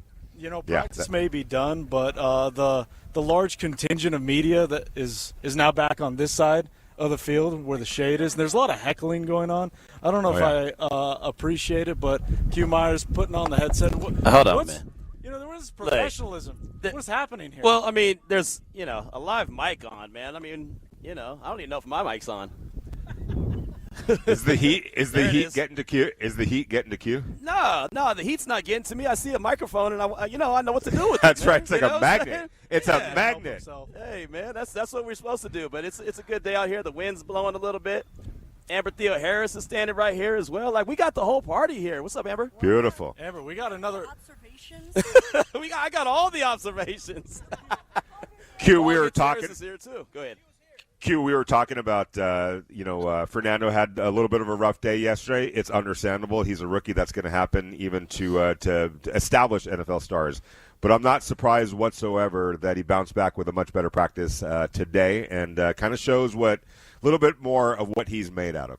Yeah, I mean, he's going to have ups and downs. I mean, they all are, and that's what they're supposed to do. You want to have the ups and downs right now. I mean, that's the beauty of it. You don't want to have the ups and downs in the second quarter heading into the locker room or 2 minutes. But I do believe he's going to have those. But I do believe he's going to have those ups and downs in games, as all quarterbacks do. The ability to respond from one bad practice to have a good one can tell you maybe how he's going to handle when he does struggle in the second quarter of a game. Right, and that's what he's done, going back to college. He did that. He'd get punched in the mouth and throw a pick six and all of a sudden bounce back. Like, those are the expectations, for a quarterback. And so it's fun, man. It's a built-in process. It's the first day of pads. It's only day 5. So there's a long way to go from what they're trying to do. And, we'll see how it's built.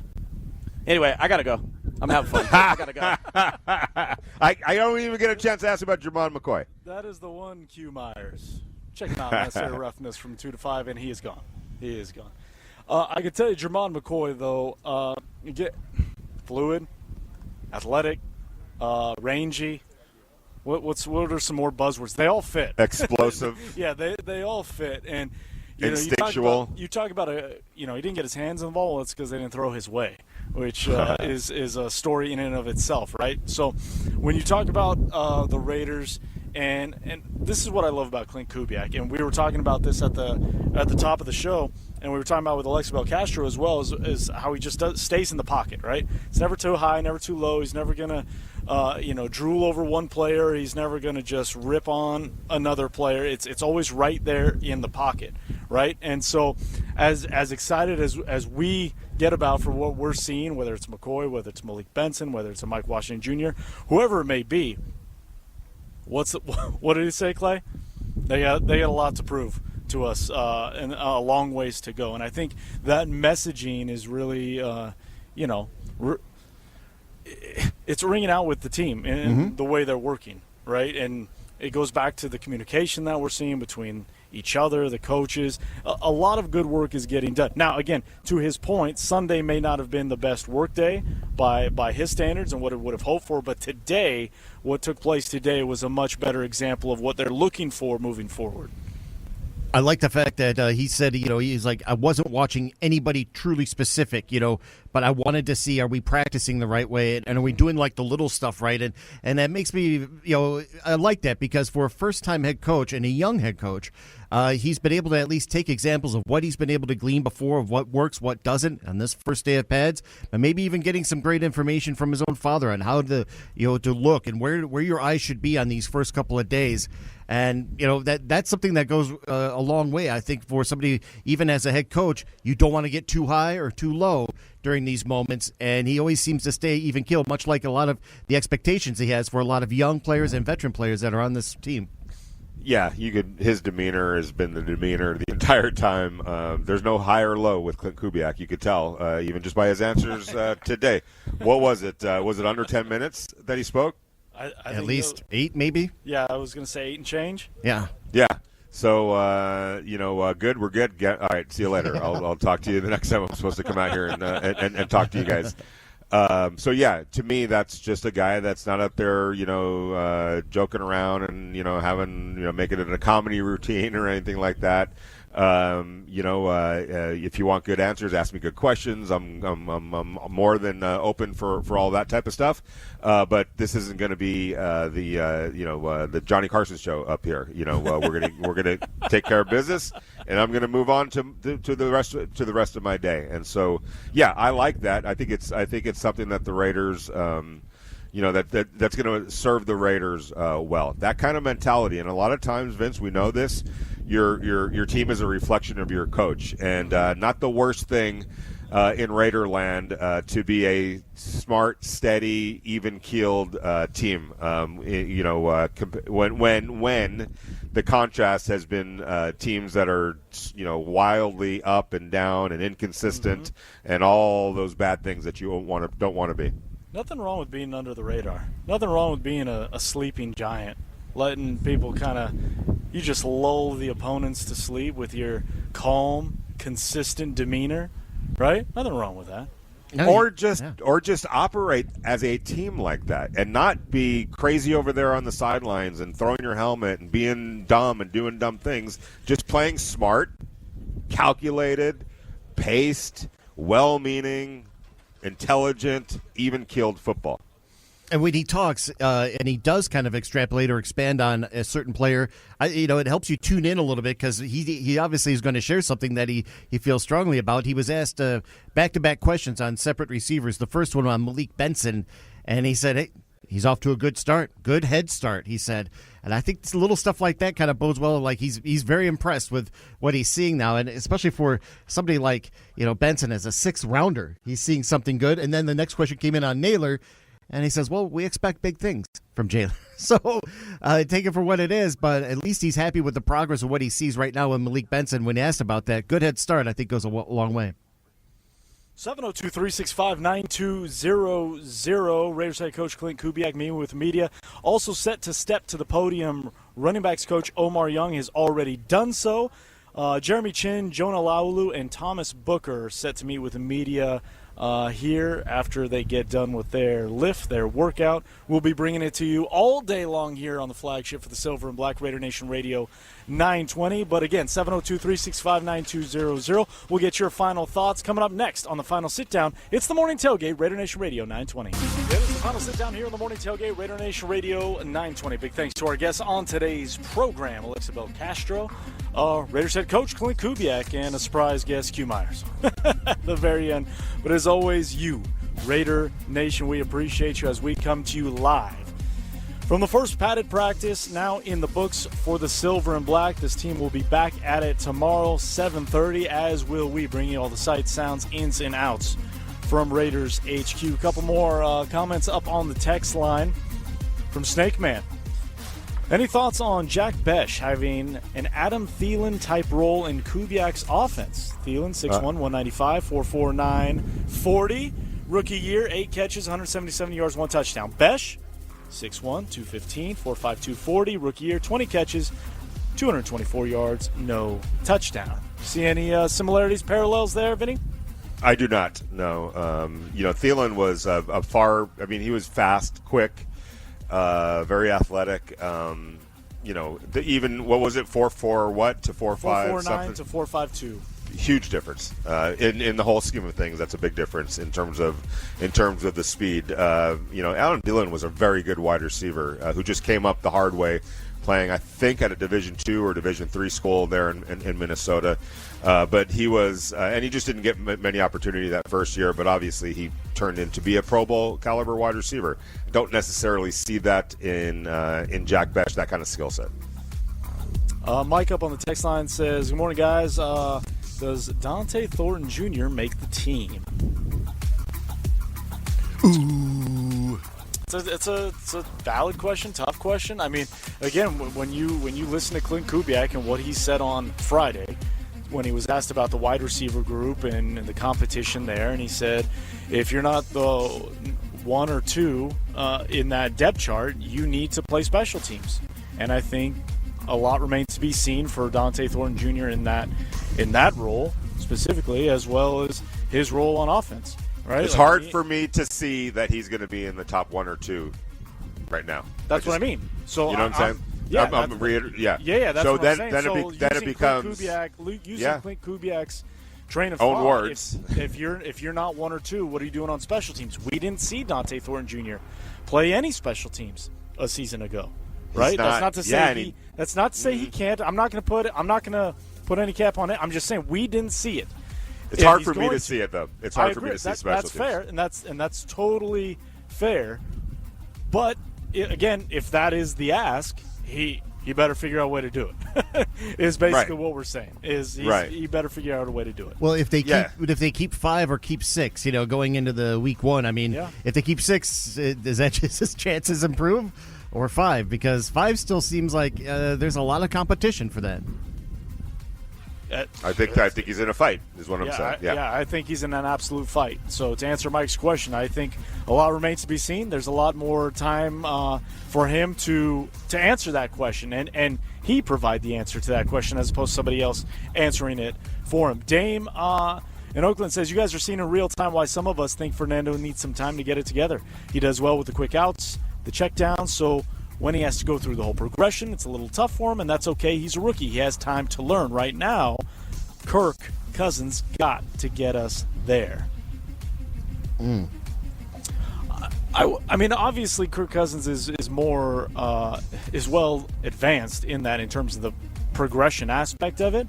I wouldn't say that Fernando's not going through the progressions. It's just the snaps and the reps that he's getting. I think he's just going with option number 1. That option number 1 on Sunday did not go very well for Fernando Mendoza. It went much better today. And some of the throws that I mentioned in real time live, those were progression throws from Fernando Mendoza, especially the ones over the middle to Shedrick Jackson, to Malik Benson over the middle were progression throws. So that's a good sign. Again, is he all the way there? Absolutely not. To Dame's point, Kirk is very much more advanced in that aspect of it. So how quickly he can close that gap will be what we see over the next few weeks. Yeah, and at some point, in order for him to sharpen that, to hone that, to further develop that, you need to be out there actually doing it. It's just, there's not much you can do about that standing over there on the sidelines. It is Tom Brady's birthday. Did you all send out your birthday card? It's in the mail. Is it, Clay? Yeah, well, someone's mail. Yeah. Tom Brady turned 49 today?